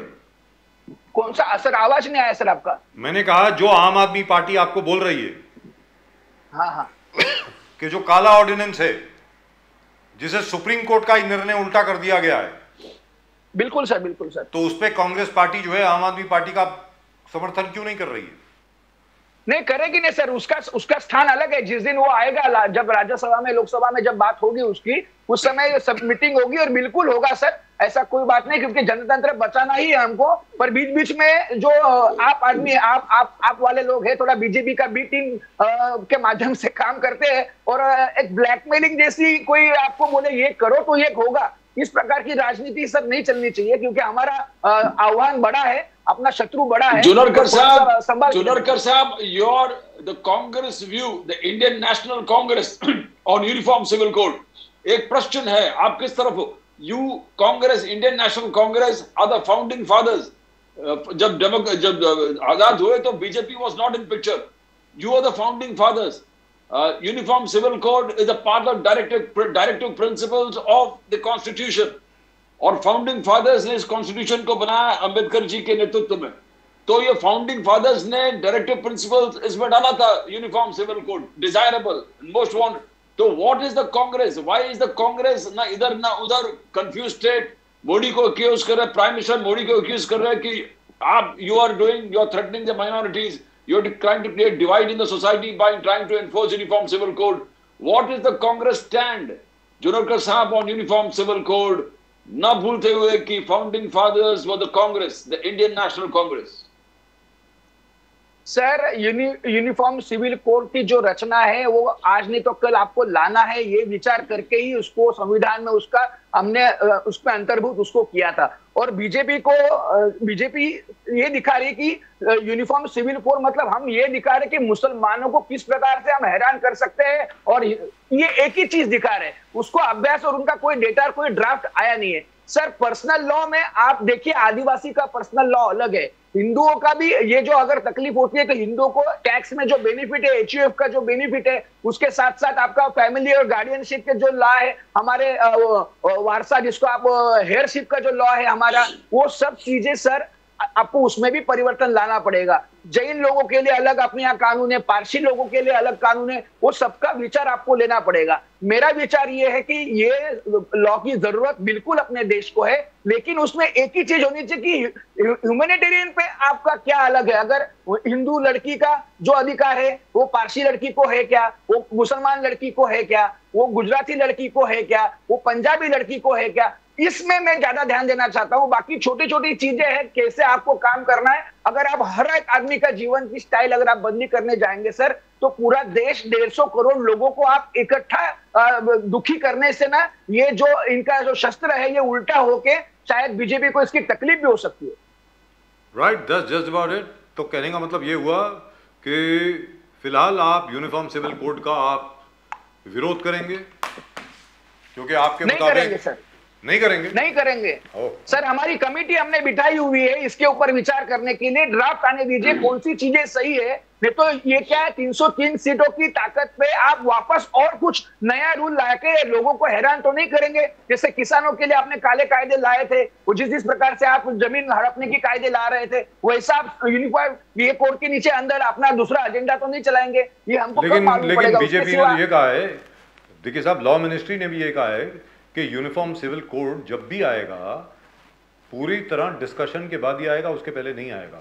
अभी तो लॉ कमीशन ने सजेशन इनवाइट किए हैं, प्रधानमंत्री जी ने जरूर कहा है कि यूनिफॉर्म सिविल कोड जरूर आएगा, और लग ऐसा रहा है कि लोकसभा 2024 के पहले यूनिफॉर्म सिविल कोड शायद लागू भी हो जाए। मालूम नहीं होगा या नहीं होगा। सर आप देखिए, ये भी पॉलिटिकल एजेंडा है। 2001 से 2014 साल तक मोदी जी वहां खुद थे सीएम, क्यों नहीं एक भी बार उन्होंने वो लाया, कौन रोक रहा था उनको। आज 9 साल हो गए सर, पहले ही साल आप लेके आते, इनके पास ताकत थी। और ये जो किसानों के कायदों की सर इतनी ताकत नहीं थी ना, 303 सीटें नहीं तो थी। ये 5 साल खत्म होके अभी एक साल बचा, उस समय क्यों आप इलेक्शन के मुंह सामने ला रहे? क्यों इलेक्शन जीतना है ना सर इलेक्शन जीतना है। हाँ, तो मतलब ये पॉलिटिकल एजेंडा है सर, पॉलिटिकल एजेंडा है। हर चीज हिंदुस्तान में हर चीज पॉलिटिकल ही होती है ना सर, कि राहुल गांधी जी का मणिपुर जाना आप कहते हैं नॉन पॉलिटिकल है, बीजेपी कहती है पॉलिटिकल है, ऐसी क्या बात है? मतलब वो तो नहीं सर, बीजेपी और हम लोग एक दूसरे पे कुछ भी, सर बीजेपी हम लोग के ऊपर कुछ भी बोले हमको चलेगा, पर लेकिन आप जैसा सच्चा आदमी पत्रकार बहुत कम है। आपने सीधा बोला इलेक्शन है ना, ये आपका एक सेंटेंस दिखाता है कि आप कितने ईमानदार हो। सर आज की तारीख में ये सेंटेंस बोलने की कोई पत्रकार में हिम्मत नहीं सर। बहुत बहुत धन्यवाद आपका sir, thank you so much Junerkar साहब, हमारे साथ जुड़ने के लिए और कभी कभी हम लोगों की भी तारीफ करने के लिए बहुत बहुत धन्यवाद आपका। लेकिन कांग्रेस इस वक्त बहुत अच्छा कर रही है, वी आर वेरी इम्प्रेस्ड, बहुत इम्प्रेसिव है जिस तरीके से कांग्रेस काम कर रही है। आप ऐसे ही काम करते रहें, आपके कार्यकर्ता और ऊर्जा जुनेरकर साहब का जो ऊर्जा है मानना पड़ेगा। और बाकी कांग्रेसियों में भी, आप बाकी कांग्रेस के भी प्रवक्ता देख लें, वर्कर देख लें, मैंने पहले कभी कांग्रेस के कार्यकर्ताओं को इस तरीके से काम करते हुए नहीं देखा है, बहुत जबरदस्त तरीके से काम कर रहे हैं। आपके नेतागण फिर भी कभी कभी रूठ के बैठ जाते हैं कोने में, लेकिन कार्यकर्ता नहीं बैठता साहब, मैंने देखा है, मानना पड़ेगा। और मुंबई में जो आपने अभी किया है ना, वो तो काबिल तारीफ है साहब। वर्षा गायकवाड़ जी को आपने एमआरसीसी का अध्यक्ष जो बनाया है, पहली महिला अध्यक्ष बनी है मुंबई रीजनल कांग्रेस कमेटी की, मानना पड़ेगा।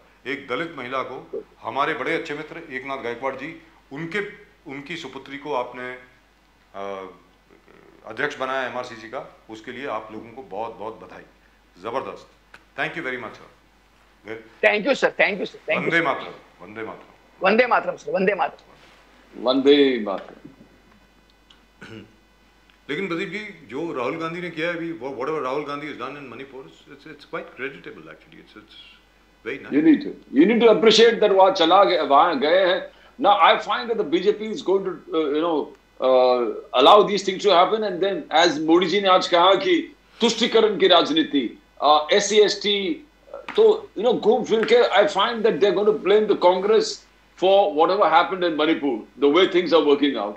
Because आज जिस प्रकार से शुरुआत मोदी जी ने, सर लक्ष्मण सौ जी said it yesterday that जब इन्वेस्टिगेशन होगी तो गांधी परिवार के लोगों का नाम इसमें सबसे ऊपर आएगा कि जो आग लगी है मणिपुर में। He said it yesterday, if you remember in our show. And Modi ji ने आज एक बड़ा लिस्ट उन्होंने गिनाया कि किधर किधर अलग अलग स्टेट्स में जिस प्रकार से SC/ST को तुष्टीकरण के राजनीति से दो समाज में, वही ट्राइबल समाज में भड़काने का काम कर दिया, एक भ्रम पैदा करने का काम कर दिया। He read a lot of lists where which neighboring states, उसमें दो राय नहीं है, हुआ है, and probably next they're going to target Manipur, that Congress is responsible for what is happening in Manipur, but the way things have been working. But Pradeep ji, but the fact remains that as far as the Mitais and Kukis are concerned, there was intense rivalry among them, in fact intense violent rivalry amongst them 150, 160 years ago.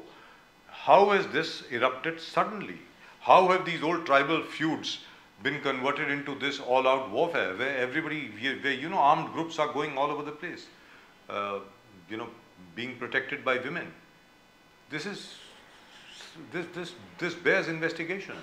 Whether it is the Congress involved or whether there is a Chinese involvement, we don't know. But there is something else going on over here that perhaps we are not so aware of. And ever since the removal of AFSPA, that Armed Forces Special Powers Act, all these things have come up. Up till now, because of the AFSPA, all these things were kept, under wraps, so to speak. But now that there is enough freedom all over the place, all these things are coming out everywhere, all over the country. So, are we looking at a return to the AFSPA again in some parts of the Northeast? I hope not. I really and truly hope not. But the centre has acted with a great amount of patience and reserve in Manipur. They could have easily brought an end to the violence by using violence themselves. In one day, maybe 50, maybe 100 people could have been killed, and it would have been an enforced peace. But the very fact that they haven't done it, very clearly, it shows that they want everything to come out so that when they sit on the table, everybody should know exactly where they stand. And I think that's a very creditable thing, very frankly. But as Mallikarjun Kharge and the Congress, the Indian National Congress, various top leaders point out, the Prime Minister's silence is deafening. The Prime Minister has to answer It's more than 60 days now, and the Prime 75 Minister days. has not. It's over 70 days. Yes, and the Prime Minister has not responded, not talked about this particular thing at all. When is he going to speak? But he didn't The speak at question all, if the you Congress remember. raised. He didn't speak at all, even The on Congress- even on the restless agitation. He has not spoken on Because- Manipur. So maybe that's part of a strategy. Maybe they've told him that, perhaps, sir, if you don't say anything on this, it'll be far better for us to handle it. But he could have called for peace. Certainly, he could have easily called for peace. He didn't, which is very strange. Which is really and truly strange. I was told that Mr. Sandeep Katke of the Aam Aadmi Party is going to be with us. I wonder if he is with us. I think he will be with us very, very shortly. And one would love to hear his opinion on the Black Ordnance and what's going to happen on the 3rd of July. I think the court reopens on 3rd of July. Is that it? Yes.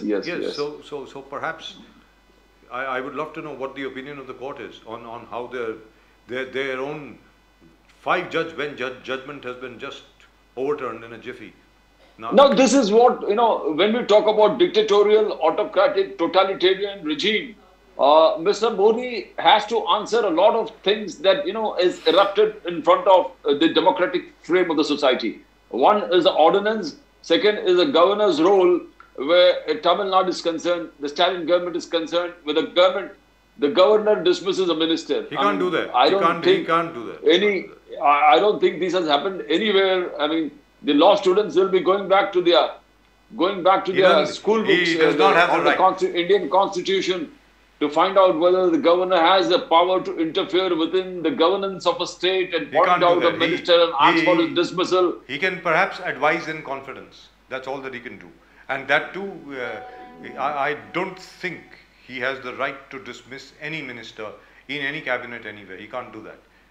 Even Mr. Bhagat Singh Koshari did not interfere with regard to Mr. Anil Deshmukh and Mr. Nawab Malik right over here in Maharashtra. Exactly, sir. Even he did not have the courage to do that. Yes. I don't think any of the law students who have gone through law will find that they have learned that the president has to even sign his death warrant if it is passed by the cabinet, and the governor has to sign his death warrant if the cabinet. I think has we've got Advocate Sandeep Katke with us. Katke साहब नमस्कार. नमस्कार आप दोनों को बहुत नमस्कार. नमस्कार sir, वंदे मातरम. I see you have grown a beard. बहुत जबरदस्त लग रहे हैं सर. दाढ़ी में फर्स्ट क्लास, बिल्कुल बहुत बढ़िया. बड़े दिनों के बाद हम लोगों की मुलाकात हो रही है. तो कटके साहब, ये जो काला ऑर्डिनेंस है, एक 5 जज बेंच की कॉन्स्टिट्यूशनल बेंच की जजमेंट को ही ओवरटर्न कर दिया. अब इसमें आगे क्या होने वाला है sir? I think 3rd of July, I think perhaps the supreme court will take a look at it. 3rd जुलाई की डेट है शायद, जहां तक मैं जानता हूं. मैं थोड़ा मिस कर दिया. इशू कौन सा था, मतलब कौन से जजमेंट के बारे में बात कर रहे हैं? मैं जो ऑर्डिनेंस जो जजमेंट थी on the separation of powers between the lieutenant governor and the Delhi government.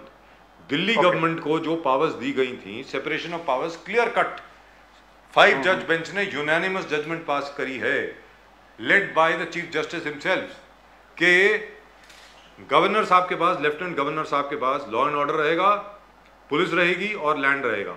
बाकी हर हक जो है, जिम्मेवारी जो है, वो इलेक्टेड गवर्नमेंट की है दिल्ली में. उसको ओवरटर्न कर दिया गया एक ऑर्डिनेंस द्वारा मोदी साहब के कैबिनेट ने. मतलब ये ऐसा तो कभी सुना ही नहीं कि सुप्रीम कोर्ट की जजमेंट को ओवरटर्न कर दिया गया हो एक कैबिनेट ऑर्डिनेंस ने. सर संदीप कटके साहब,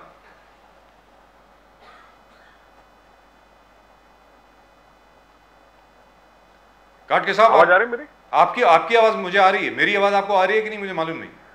हाँ, आ रही है जी. तो जी बताएं सर. देखिए, सबसे पहली बात, कोर्ट का जो काम होता है, जो भी कानून बना है, जो कॉन्स्टिट्यूशनल प्रोविजंस है, जो लॉ बना है, उसका पालन करना होता है. और अगर कोई कानून जो है वो अगर संविधान से अनुसूर नहीं, ultra vires to the constitution है, तो उस कानून को खारिज करने का अधिकार भी सुप्रीम कोर्ट को होता है.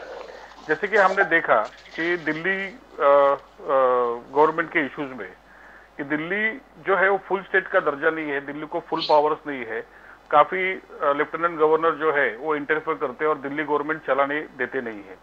तो इस बारे में 2016 से आम आदमी पार्टी सुप्रीम कोर्ट में थी। सुप्रीम कोर्ट ने क्लियर कट उसमें जजमेंट दिया कि अगर कोई स्टेट अपना राज्य चलाती है तो उसके अंदर जो भी ट्रांसफर की प्रोविजंस है, मतलब उसके जो एम्प्लॉइज है, पहले क्या होता था कि अगर किसी गवर्नमेंट एम्प्लॉय का ट्रांसफर करना है तो फाइल एलजी के पास जाती थी, तो ये पूरा अधिकार जो है वो स्टेट गवर्नमेंट को मिलना चाहिए।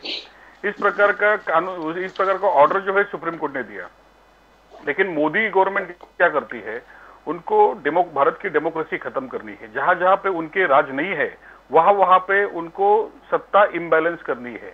वहां पे उनको जो लोग सत्ता करते हैं जो उनके पार्टी के नहीं है उनको इम्बैलेंस करना है, उनको डिस्टर्ब करना है। ये बेसिक मानसिकता जो है ये बीजेपी की और मोदी सरकार की है।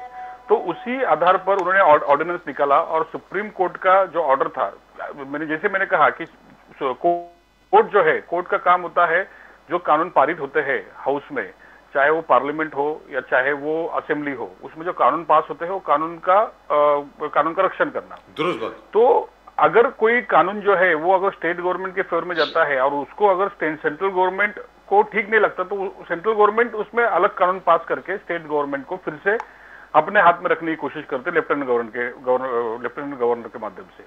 तो ऐसा दिल्ली के केस में हुआ। तो अरविंद जी ने ये विधायक जो है ऑर्डिनेंस पास हुआ, अभी उसको पेश करना है लोकसभा राज्यसभा में। अभी लोकसभा में तो बीजेपी की मेजोरिटी है, लेकिन राज्यसभा में अगर पूरी विपक्ष दल जो है वो इकट्ठा साथ में आएंगे तो वो कानून जो है पारित नहीं होगा। इसके लिए अरविंद जी विपक्षी दलों के सभी लोगों से मिल रहे, सभी से गुजारिश कर रहे हैं, क्योंकि जो चुना हुआ एक डेमोक्रेटिक गवर्नमेंट है, दिल्ली के लोगों ने 2/3 मेजोरिटी से चुनी हुई सरकार है और दिल्ली की गवर्नमेंट ने अरविंद केजरीवाल जी के नेतृत्व पर विश्वास रखकर उनको सत्ता चलाने दी है।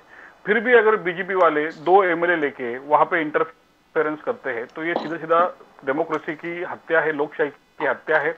इसलिए सभी विपक्षी दल जो है वो साथ में आकर राज्यसभा में ये बिल पारित न हो, इसके लिए अरविंद जी ने सबसे मुलाकात की और सबका समर्थन मांगा और अरविंद जी जो है पूरे विपक्ष को इकट्ठा करके ये बिल पास नहीं हो इसके लिए अभी जो है वो कोशिश कर रहे हैं। जी, लेकिन आपको लगता नहीं है सर कि one second Pradeep, just let me clarify just one thing. Katke साहब, इसमें अब सुप्रीम कोर्ट का रोल कुछ रह गया है क्या?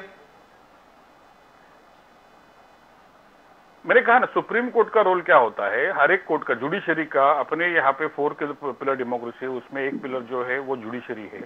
जुडिशरी का रोल ये होता है कि विधानसभा में या पार्लियामेंट में जो कानून पास होते हैं उस कानून के हिसाब से सरकार चलनी चाहिए। तो इसके लिए अभी जो बॉल जो है वो राज्यसभा के हाथ में है, क्योंकि लोकसभा में विधेयक पारित होगा, राज्यसभा में वो ऑर्डिनेंस पास होगा, फिर राष्ट्रपति के पास सिग्नेचर के लिए जाएगा। अगर वो पास ही नहीं हुआ तो सुप्रीम कोर्ट का जो ऑर्डर है वही कंटिन्यू रहेगा और दिल्ली गवर्नमेंट को पूरा अधिकार मिलेगा उसके राज्य के बारे में निर्णय लेने का। प्रदीप जी। काटके साहब, 3 तारीख को आम आदमी पार्टी सब जगह इस ऑर्डिनेंस को जलाने वाले हैं। You are going to burn the ordinance. आप एक प्रकार के नॉन कोऑपरेशन और पूरे देश में इसको दिखाना चाहते हो कि this is anti democratic and the totalitarian dictatorial autocratic face of mister Modi has come पूरी दुनिया में।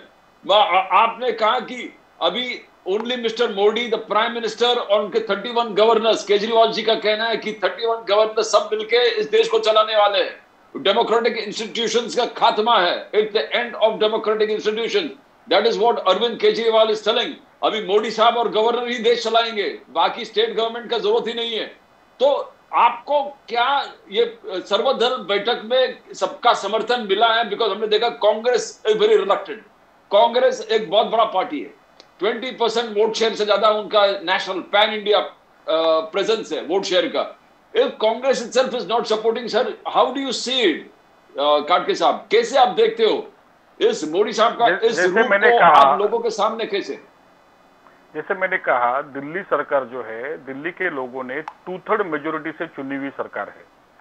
जो सरकार को इतना बड़ा मैंडेट दिया है, लोगों ने विश्वास किया है अरविंद केजरीवाल जी के नेतृत्व पे और उनको वहां पे 3rd टाइम, तीसरी बार उनको सत्ता दी, वो भी 2/3 मेजोरिटी में।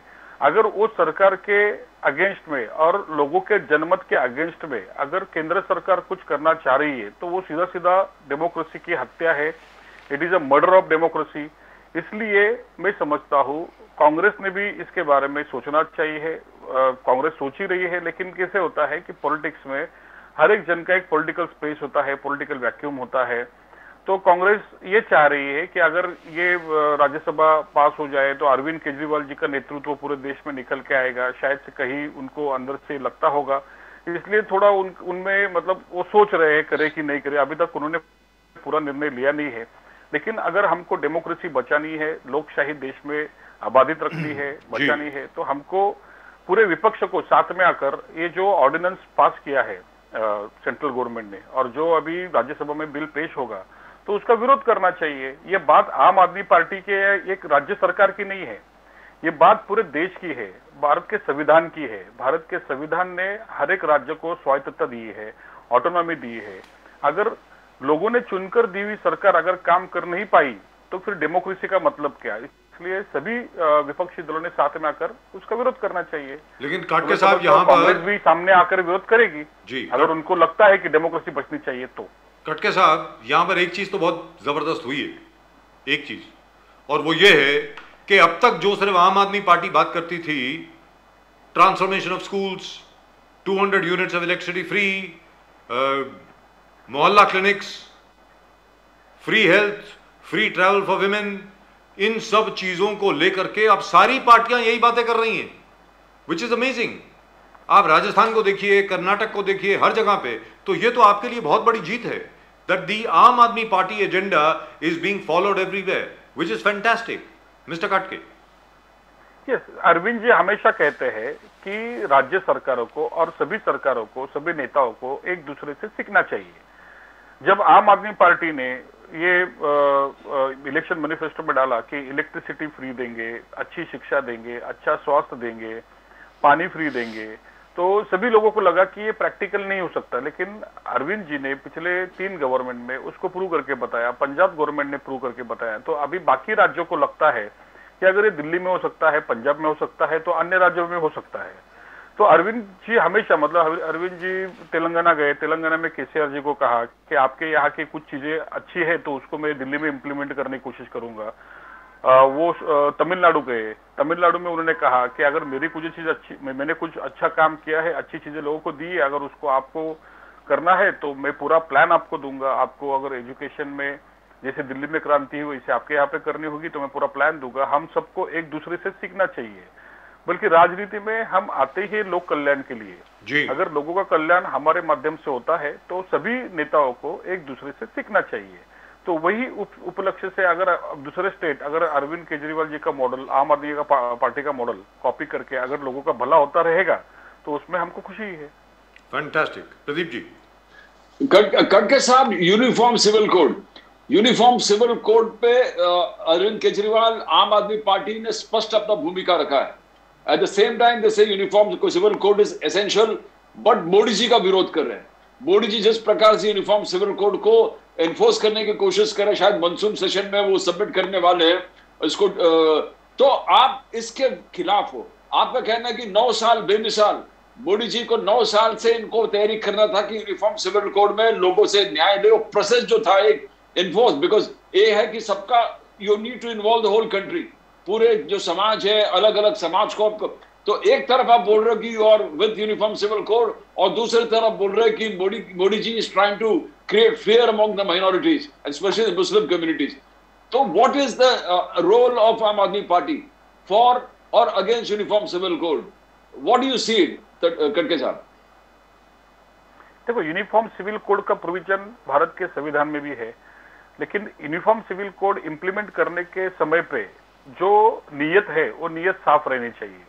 यूनिफॉर्म सिविल कोड है भारत के हर एक नागरिक के लिए लागू होने वाला है, तो इसमें भारत के हर एक नागरिक का इंटरेस्ट जो है वो सिक्योर करके उसको इम्प्लीमेंट करना चाहिए। काफी चीजें ऐसी है कि जैसे, मतलब जब भी अपना संविधान बना 1948 में और 1950 में इम्प्लीमेंट हुआ, तो उस समय से लेके अब तक काफी चीजें चेंज हो चुकी है। लोगों के विचारों में, लोगों के लाइफस्टाइल में काफी बदलाव आ चुका है। कुछ परिस्थिति ऐसी थी जो युद्धकालीन परिस्थिति में कुछ रिलीजन ने कुछ नियम लगाए जो बाद में भी कंटिन्यू हुए, जिसकी अभी जरूरत नहीं है। तो इसके लिए बहुत सारी चीजें हैं, बहुत सारा स्कोप है कि वहां पे किधर ना किधर चेंजेस होना, ये अभी का मतलब कंटेम्प्रेरी अगर हम सिचुएशन देखेंगे उसके हिसाब से हमको करना चाहिए।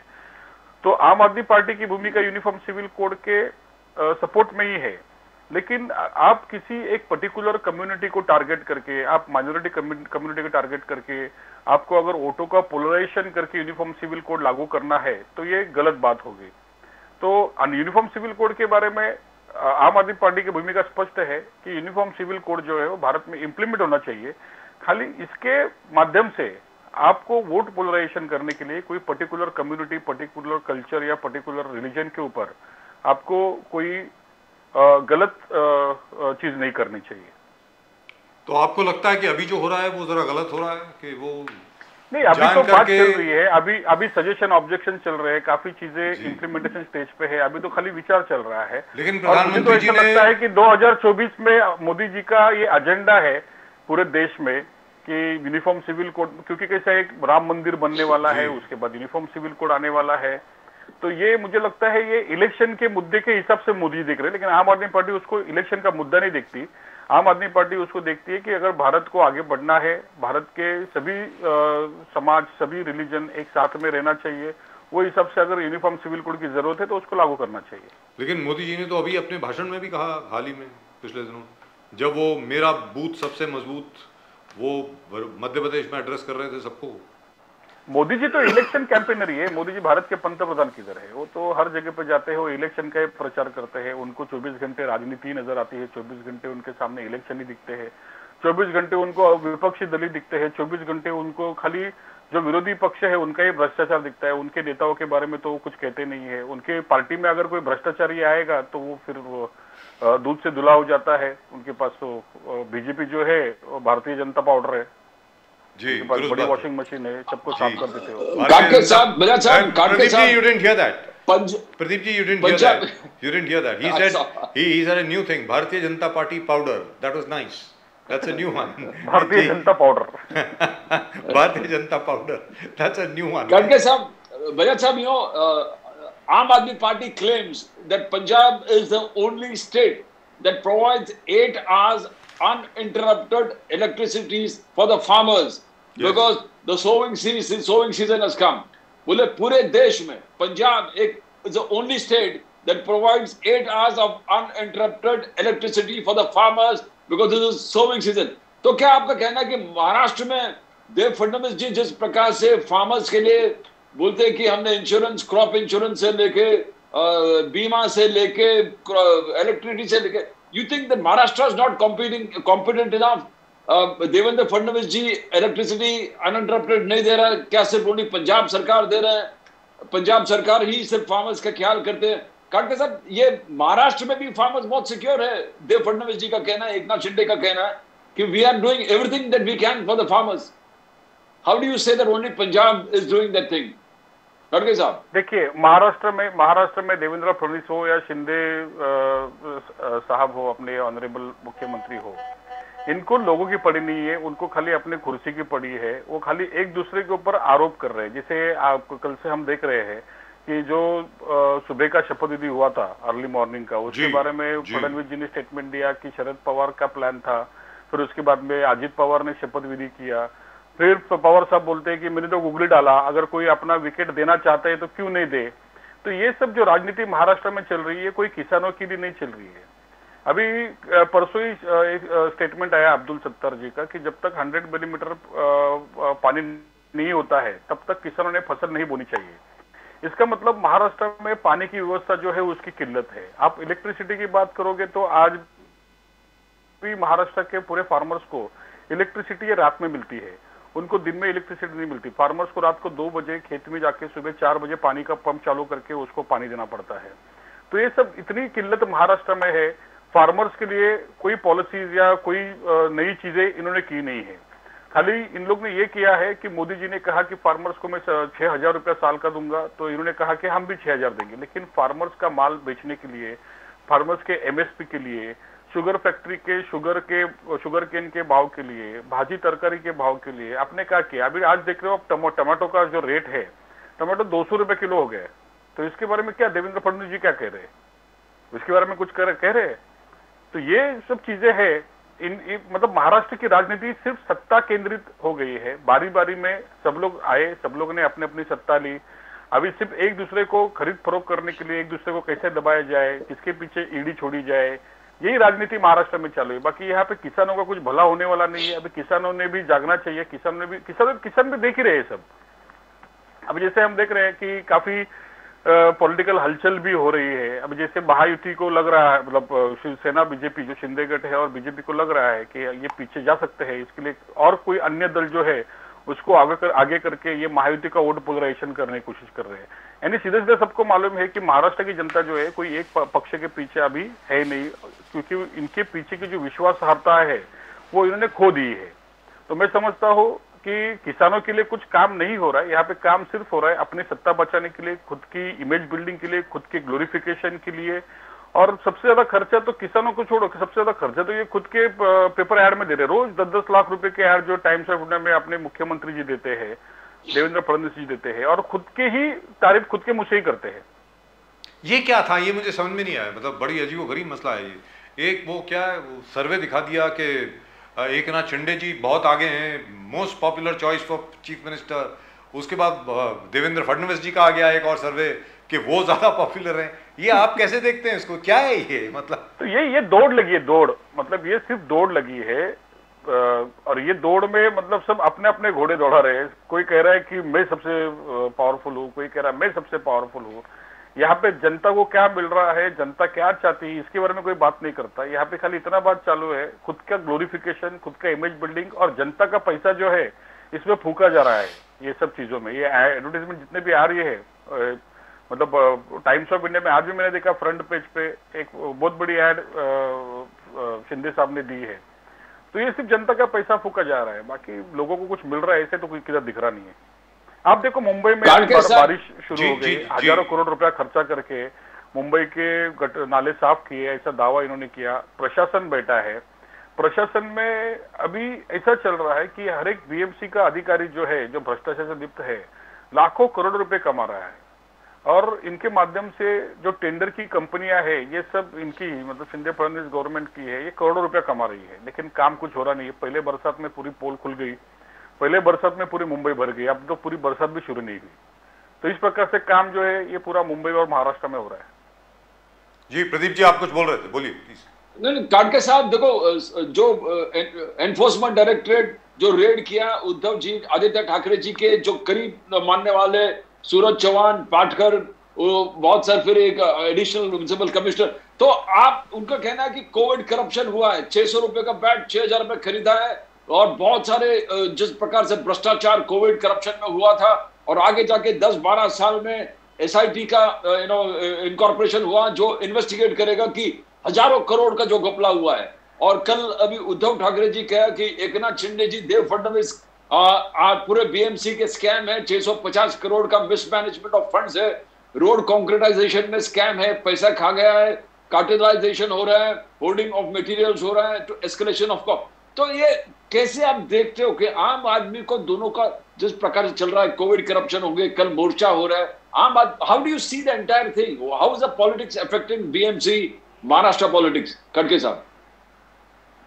करप्शन के ऊपर कंपटीशन चल रहा है कि किसने कितना करप्शन किया, इसके ऊपर कंपटीशन चल रहा है। हम देख रहे हैं कि अभी जैसे ही शिंदे और फडणवीस सरकार में आए तो सब जितने भी शिवसेना और अपोजिशन पार्टी के लोग हैं, जिन्होंने करप्शन किया है, सबके पीछे लग गए। मैं ये नहीं कहता कि सब कार्रवाई झूठी है, कार्रवाई सच भी हो सकती है, लेकिन कार्रवाई करने के टाइम पे आप जैसे विपक्ष के ऊपर कार्रवाई करते हो तो अपने लोगों के ऊपर भी कार्रवाई करनी चाहिए। ये जो एमएलए थे जिनके ऊपर पहले देवेंद्र फडणवीस ने ईडी लगाई थी, जिनके पीछे लगाई थी, और जो फिर बाद में देवेंद्र फडणवीस के साथ में आ गए, सबके ऊपर से इंक्वायरी बंद हो गई। अब जैसे सूरज चौहान की बात कर रहे हैं हम, सूरज चौहान के घर पे ईडी भेजी गई, तो करप्शन तो हुआ ही रहेगा। मैं 100% बोलता हूँ कि करप्शन तो हुआ रहेगा। कोविड में डिजास्टर मैनेजमेंट एक्ट लागू किया था, उस एक्ट के तहत हजारों करोड़ों रुपए खर्चे किए गए, और इस खर्चे में देखने वाला कोई नहीं था, इस चीज का ऑडिट नहीं हुआ। करप्शन तो हुआ रहेगा, लेकिन कार्रवाई करने के टाइम पे सिर्फ इनको इनके शत्रु दिखते हैं, इनके साथ में जो बैठे हैं उनकी दिखती, क्योंकि ये हम में सभी नंगे हैं, सभी लोग ने करप्शन किया है। अगर आप बात करोगे कि अभी जितने भी लोग शिंदे गवर्नमेंट में बैठे हैं, जितने बीजेपी के गवर्नमेंट में बैठे हैं, सब लोग ने करप्शन किया है। आप प्रताप सरनाईक की बात करो, आप शिवसेना के एमपी भावना गवळी की बात करो, उनके पीछे सब ईडी का इंक्वायरी चालू था। उसी समय में तो इन्होंने बीजेपी ज्वाइन की है, उसी लिए तो बीजेपी ज्वाइन की है, बचने के लिए। तो ये सभी करप्ट है, यहाँ पे कंपटीशन है, यहाँ पे दौड़ लगी है, सबसे ज्यादा करप्ट कौन है। तो एक दूसरे को सबसे ज्यादा करप्ट साबित करने के लिए दौड़ चल रही है कि ईडी भेजो, इनकम टैक्स भेजो। अभी जैसे राहुल कनाल जो है, अभी वो आदित्य साहब के साथ थे, तो वो भी शिंदेगढ़ ज्वाइन करने वाले, शिंदे साहब के साथ जाने वाले हैं। तो उनका भी कुछ ना कुछ करप्शन का चीज जो है वो उनके हाथ में लगा रहेगा, बीजेपी और शिंदेगढ़ के, तभी तो वो भी जा रहे हैं। लेकिन ये बताएं सर, इनके साथ खुशी से नहीं जा रहा है। कटके साहब ये बताएं, जो आपने बात कही तकरीबन सभी को समझ आती है, ऐसा तो नहीं है कि ये बात किसी से छुपी है। महाराष्ट्र के लोग भी जानते हैं, मुंबई के लोग भी जानते हैं, और हर कोई यही अपेक्षा लेके बैठा हुआ था, उम्मीद लेके बैठा हुआ था कि आम आदमी पार्टी कुछ यहां पर मुंबई में, महाराष्ट्र में करेगी। उसका क्या हुआ सर? बहुत उम्मीदें थी आम आदमी पार्टी से यहां मुंबई में, उसका क्या हो रहा है सर, वो जरा बताएं। उम्मीदें थी नहीं, उम्मीदें हैं, और उम्मीदों के ऊपर हम कायम उतरेंगे। हम पूरी कोशिश कर रहे हैं। कल हमने एक मोर्चा रखा है, जो मणिपुर में जो वायलेंस हुआ है उसके ऊपर कल हमने सांता क्रूज में 3 बजे मोर्चा रखा है। तो हम हर एक मुद्दे के ऊपर कुछ ना कुछ कर रहे हैं। हमने स्कूल का मुद्दा लिया, अभी बीएमसी के 272 स्कूल जो है उनको इलीगल घोषित करके उनको बंद करने की नोटिस दी गई है। तो हमने हर जगह पे जितने स्कूल्स थे उसका इंस्पेक्शन किया, कितने बच्चे हैं और उन बच्चों को कैसे रिहेबिलिट किया जाए दूसरे स्कूल में। अगर कोई बच्चों ने फीस भरी है, उनको अगर दूसरे स्कूल में दाखिला लेना है तो वही फीस में उनका एडमिशन होना चाहिए। तो वो सब चीजें जो है वो बीएमसी के माध्यम से हम लोग फॉलोअप कर रहे हैं। जितना हमारा रिसोर्सेस है उसके पूरे रिसोर्सेस हम यूज करके उसको फॉलोअप कर रहे हैं। लेकिन कल तो उद्धव ठाकरे जी बहुत बड़ा मोर्चा लेके जा रहे हैं, आदित्य ठाकरे जी के नेतृत्व में बहुत बड़ा मोर्चा जा रहा है भ्रष्टाचार के खिलाफ बीएमसी। ये सब प्रस्थापित लोग हैं, इन्होंने बहुत सालों से सत्ता भोगी है। बीएमसी 25 साल उनके पास थी, उनके पास राज्य सरकार थी, उसके पहले भी वो राज्य सरकार में थे, उनका संगठन स्ट्रांग है, उनके पास सन ऑफ सॉइल का मुद्दा था, उसके माध्यम से इमोशनली लोग जुड़े हैं, बाला साहब ठाकरे के नाम पे लोग जुड़े हैं।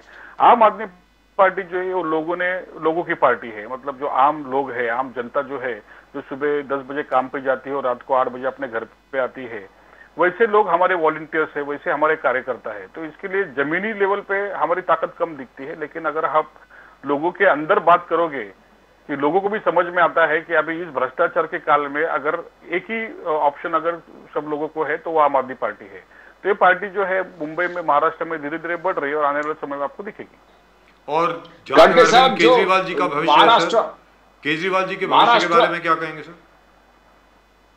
केजरीवाल जी तो देश के पीएम है, देश के अगले पीएम केजरीवाल जी है, क्योंकि पूरे भारत में अगर आपको संविधान बचाना है, आपको सांप्रदायिकता बचानी है, आपको सेक्युलरिज्म का फैब्रिक जो है कॉन्स्टिट्यूशन का वो बचाना है, तो आपको एक पढ़ा लिखा पीएम जो है इस देश को देना पड़ेगा। और मैं समझता हूँ कि केजरीवाल जी ने, अरविंद जी ने जो काम किया है, दिल्ली में किया है, पंजाब में किया, और जहां जहां पे उनको मौका मिला हर जगह पे उन्होंने जो काम किया है, उनकी पूरी मनीषा जो है वो देश को दुनिया में नंबर 1 करने की है। यहाँ पे किसी एक पर्टिकुलर जाति का, पर्टिकुलर धर्म का एजेंडा उनको चलाना नहीं है। अगर वो शिक्षा देते हैं तो वो पूरे भारतवासियों को देते हैं, वो अच्छा हेल्थ देते हैं तो पूरे भारतवासियों को देते हैं, अगर वो बिजली देते हैं तो पूरे भारतवासियों को देते हैं। उसमें कोई भेदभाव नहीं है और कोई भी प्रकार का उसमें डिस्क्रिमिनेशन नहीं है। तो अगर भारत का उज्जवल भविष्य चाहिए तो हम जैसे लोग हैं, अरविंद जी से जुड़े हैं, और आने वाले समय में पूरी भारत की जनता उनके पीछे खड़े होकर उनके नेतृत्व में एक भारत में एक नई मजबूत सरकार बनेगी और भारत का चित्र जो है वो आने वाले समय में बदल जाएगा।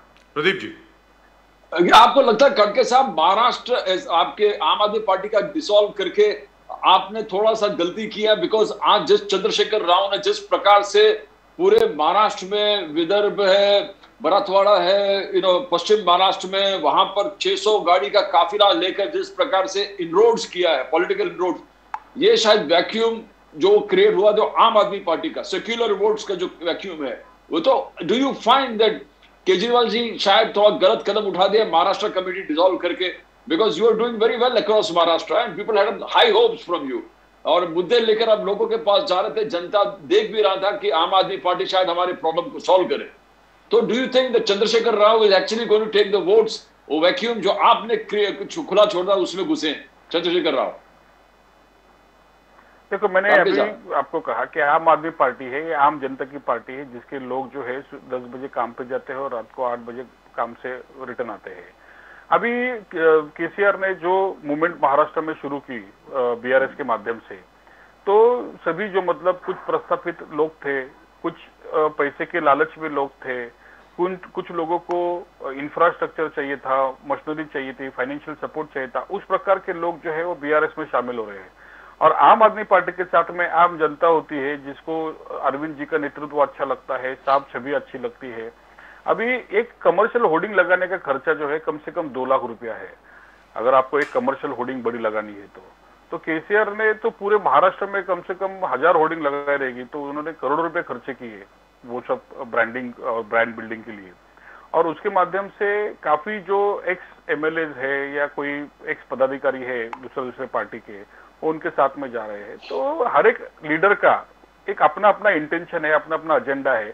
कोई लालच में जा रहा है, कोई सोच रहा है कि पॉलिटिकल वैक्यूम जो है वो उनके माध्यम से भर जाएगा। लेकिन लोगों को समझ में ये नहीं आ रहा है कि तेलंगाना में अभी उनके पार्टी की परिस्थिति जो है वो खराब है, और आने वाले समय में अगर वो तेलंगाना से ही हट गए तो पूरे भारत में उनका राष्ट्रीय पार्टी बनाने का जो सपना था वो खत्म हो जाएगा। और इसके विरुद्ध में अगर आप आम आदमी पार्टी को देखेंगे तो आम आदमी पार्टी ऑलरेडी नेशनल पार्टी है। आम आदमी पार्टी ने प्रूव करके बताया है, 2 राज्यों में सत्ता है, 2/3 मेजोरिटी की सत्ता है, 2 राज्यों में एमएलएज है, और बहुत सारे राज्यों में वोट शेयरिंग है, जो कि आम आदमी पार्टी बिना कोई खर्चे के सिर्फ लोगों के दिल में कैंपेनिंग करके अपने जो काम है लोगों तक पहुंचा के एक पढ़े लिखे लोगों का नेतृत्व देकर आम आदमी पार्टी ऊपर आने की कोशिश करती है। तो काफी फर्क है ये सब चीजों में। Right. Sandeep Patke Saab, thank you very much. It's been a real pleasure talking to you. Always a pleasure meeting you and talking to you. Really and truly wonderful to see that your passion for the Aam Aadmi Party and Arvind Kejriwal remains absolutely the same. Thank you so much, sir. Namaskar. Thank you very much. Vande Mataram. Namaskar, Vande Mataram. Vande Mataram, sir. Vande Mataram. Thank you. I love it, absolutely love it. The way people like very articulate. People like Sandeep Patke say that, you know, in a very matter-of-fact manner. There is no doubt Arvind Kejriwal is the only person who can replace Modi. He's the next Prime Minister. Fantastic. But it is true, apart from the BJP and the Congress, the only party which has a state government in more than one state is the Aam Aadmi Party. There is no other party. Only 3 parties in the entire country. Pradeep ji, सिर्फ 3 party हैं. Sir, BJP, Congress और आम आदमी party, बस जिनके पास राज्य सरकार है दो स्टेट्स में। जी, आपके पास एक फॉर्मूला होना चाहिए कि आप ये 2% से 40% तक कैसे पहुंचोगे। You need to have the confidence, but you also need to have a roadmap. Unless you have a roadmap, how are you going to reach there? ये 2%, आपको ये जितने भी लाखों में आपके वोट है, उसको 10 करोड़ 11 करोड़ वोट में ट्रांसफॉर्म करना पड़ेगा। You need to get an additional 11 crore vote to reach anywhere where Congress or the BJP is there. So you need to work 24/7, 365 days, and you have to have more states where you're acceptable. Is the Aam Aadmi Party ready for that? Because Maharashtra committee में dissolve कर दिया, there have been addition of votes. You would have candidates across Maharashtra and every assembly of Maharashtra. You would have found all local bodies of Maharashtra. Maharashtra was a very promising place, a breeding ground for Aam Aadmi Party. Actually, you have not done that. So how are you going to get that additional 10 crore votes from where if you want to be a prime minister? So, bolna, confidence among the spokesperson, confidence among the leaders, but you need to have a roadmap.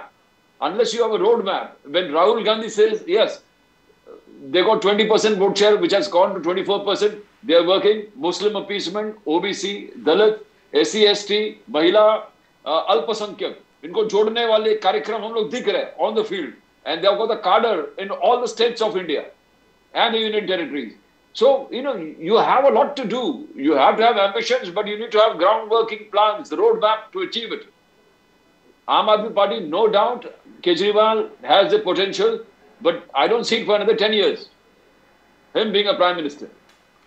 Well, at the moment, as far as he's concerned, he does have a presence, a small presence in Gujarat. They've got 13% of the vote in Gujarat. They have a government in Punjab.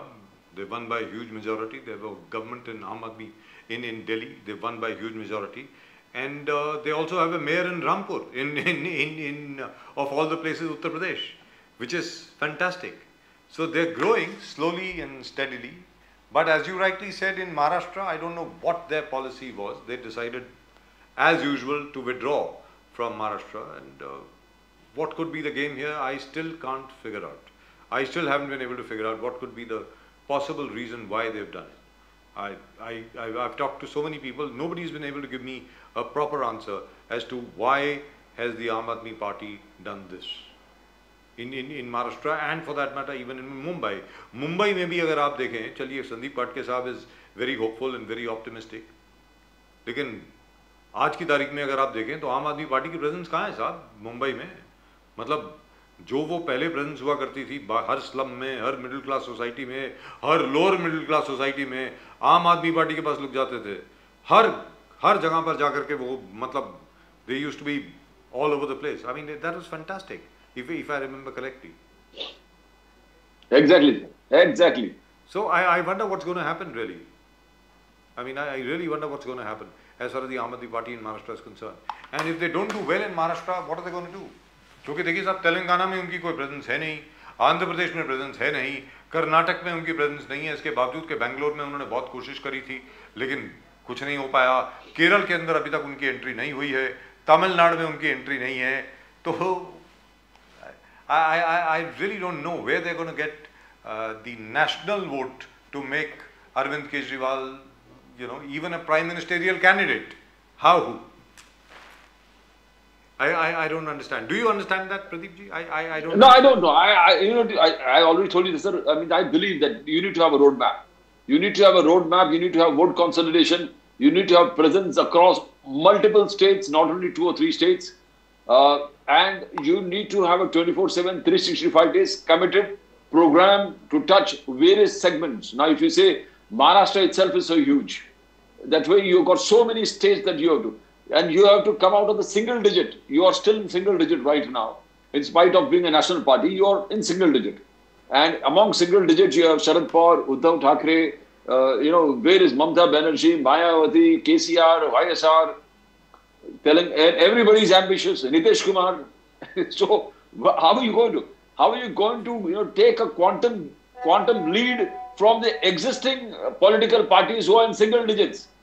There are only 2 double-digit parties. One is the BJP and the Congress. And finally, as we have speculated over here so many times, finally the fight is going to be between the BJP and the Congress. I mean, there is no other way कि कोई और party बीच में आएगी या कुछ और होगा, मुझे नहीं लगता.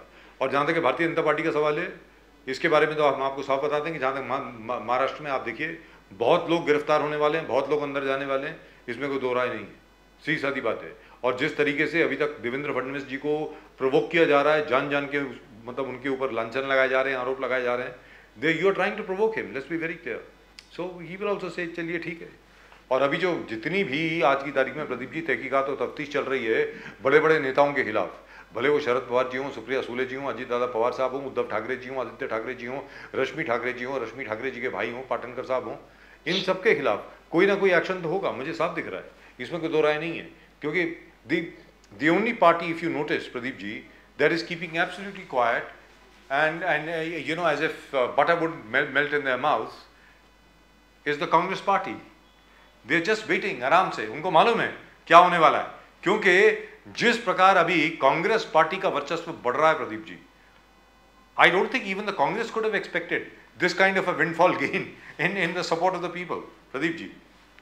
Sir, even if you have been seeing politics nearly from so close, right from Indira Gandhi to Rajiv Gandhi, yes, to Rahul Gandhi, Sonia Gandhi, the Congress, why will it accept somebody else's leadership? Yes. It's either Congress-led opposition or Congress will fight it alone. Yes. And the Congress is going it alone. Or they will support you for a short while to bring you down, which they've done so many times in the past. Frankly speaking, they are doing so well. Why will they agree to Nitish Kumar being the candidate? Why will they agree to Sharad Pawar being a candidate? Why will they agree to Mamata Banerjee being together? They are doing, see, either Congress-led opposition. Mallikarjun Kharge made it absolutely clear that this will be a Congress-led opposition. And if the Congress believes in a Congress-led opposition, why will they entertain Nitish Kumar being, a leader, prime minister candidate, or Mamata Banerjee being a prime? They will have their Congress, or they will work for it. They will wait for another term. जी सीधी बात है. Because right now, जिस रफ्तार से वो काम कर रहे हैं, so जो महिला, दलित, OBC, SC, ST, अल्पसंख्यक का जो issues लेके वो आगे बढ़ रहा है, they're really moving, they're moving at jet speed, they're consolidating their old votes. यहाँ पर सीधी सादी बात है, if somehow the strategy works of restricting the BJP to around 170 to 180 seats, and the Congress gets around 150 to 200 seats, you will have a Congress Prime Minister. I mean, there is no way that the Congress will sit back. They will not make the same mistake again that they made at the time of Rajiv Gandhi in 1989. If you remember, Rajiv Gandhi had how many? 426 or was it 436 seats in 1984? And then he came back with 197 seats. 197 was still a huge figure. They were still the largest party in the Lok Sabha. But they decided to take a moral stand. They said, no, the mandate is against us. Let somebody else make the government. Now, if Rajiv Gandhi had agreed to the advice that was given to him, by the way, by a lot of people, including myself, that he should become the Prime Minister of an alliance government, he would have been alive today. Let's be very clear. I don't think the Congress is going to make that same mistake again. They're not going to sit back. They will make Rahul Gandhi the Prime Minister, irrespective of whatever happens. Ji, Pradeep ji. Sir, you cannot have a minority-led government, sir. No. Let us be very clear. The darkest days of democracy was when VP Singh, Chandrasekhar, I.K. Gujral, Deve Gowda became the Prime Minister of this country. Right. Terrible. There was a block, the most darkest periods. Awful. What stand is Mr. Deve Gowda going to take on national security? What is he going to do on Rashtravad, on nationalism? What is his take on nationalism? What is his take on development? What will a person who has 10, 15 MPs and if he's made the Prime Minister, what decisions are they going to take? It's going to be again the darkest blot, taking India about 100 years behind. Yes. So it is also the responsibility of the voters, the responsibility of the people of this republic, that they vote with a sense of, something for the country, good for the country, public good for the country, greater good for the country. No, either you select the largest party, the two largest parties, select among them, either the BJP or the Congress. Or you suffer. Or you suffer. That's right. Because you can't have another. Because just Prakash say, aaj ek taraf mein, on whatever you call the BJP, on these four issues of nationalism, national security, appeasement of none and development, etc., you can't touch the BJP. They are miles ahead of the party. Congress now is doing extremely well. Congress is doing fantastic. Congress is regaining ground. And when the Congress regains its ground, the regional parties are going to lose. It's the regional parties who suffer, not the BJP. BJP will not lose its vote share. BJP's vote share is going to remain. That's it. And why should you have a minority, a person who has 15 MPs, he'll bargain himself to be the Prime Minister of this country? Exactly what happened, not democracy. Pradeep ji, we have seen what has happened in Karnataka. It is the JDS which has suffered. The Congress has won at the cost of the JDS. Let's be very clear. And that's exactly what is going to happen in the rest of the country. बाकी मुल्क में भी यही होने वाला है और मुझे तो ऐसा लगता है finally it will be Mr. Modi versus Mr. Rahul Gandhi with Mr. Modi winning. That's my opinion. I personally think, and that's been a prediction that I've been sticking to for a long enough time. I think the BJP is coming back with about 350 seats. That's what I think. I've been wrong before. I could be wrong again. Or 300 seats, but the main opposition party will be the Congress. You will see a lot of regional parties just disappearing from the scene. We are going to go back to the time when the Congress and the BJP will fight it out amongst each other, and that will be good for the country. Very frankly speaking, that will be the best possible thing for the country. Pradeep ji, let's, I think we've got a few comments, and some of them are very, very colorful indeed. In fact, questioning as to why we are doing this show at all. Let's take a look. There are comments there, bhai. Zara dekhen. Let's take a look at some of the comments. Kishore Tiwari sahab, इतने कम लोग तुम्हारे channel क्यों देखते हैं? विष्णु कपूर साहब बहुत बहुत शुक्रिया आपका, आप तो देखते हैं ना, बस मतलब एक अकेला सब पे भारी, बस कपूर साहब आप हमारे साथ हैं तो सारी दुनिया हमारे साथ है। Thank you sir. I don't like this anchor and style of needling issues. I am sure he is supportive more of the BJP, SS Varghese. Oh gosh. Lovely, absolutely. You have a lovely. lot of followers. I mean, you always had a lot of followers.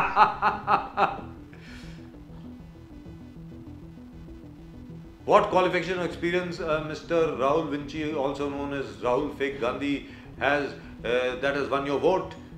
Is it the white skin?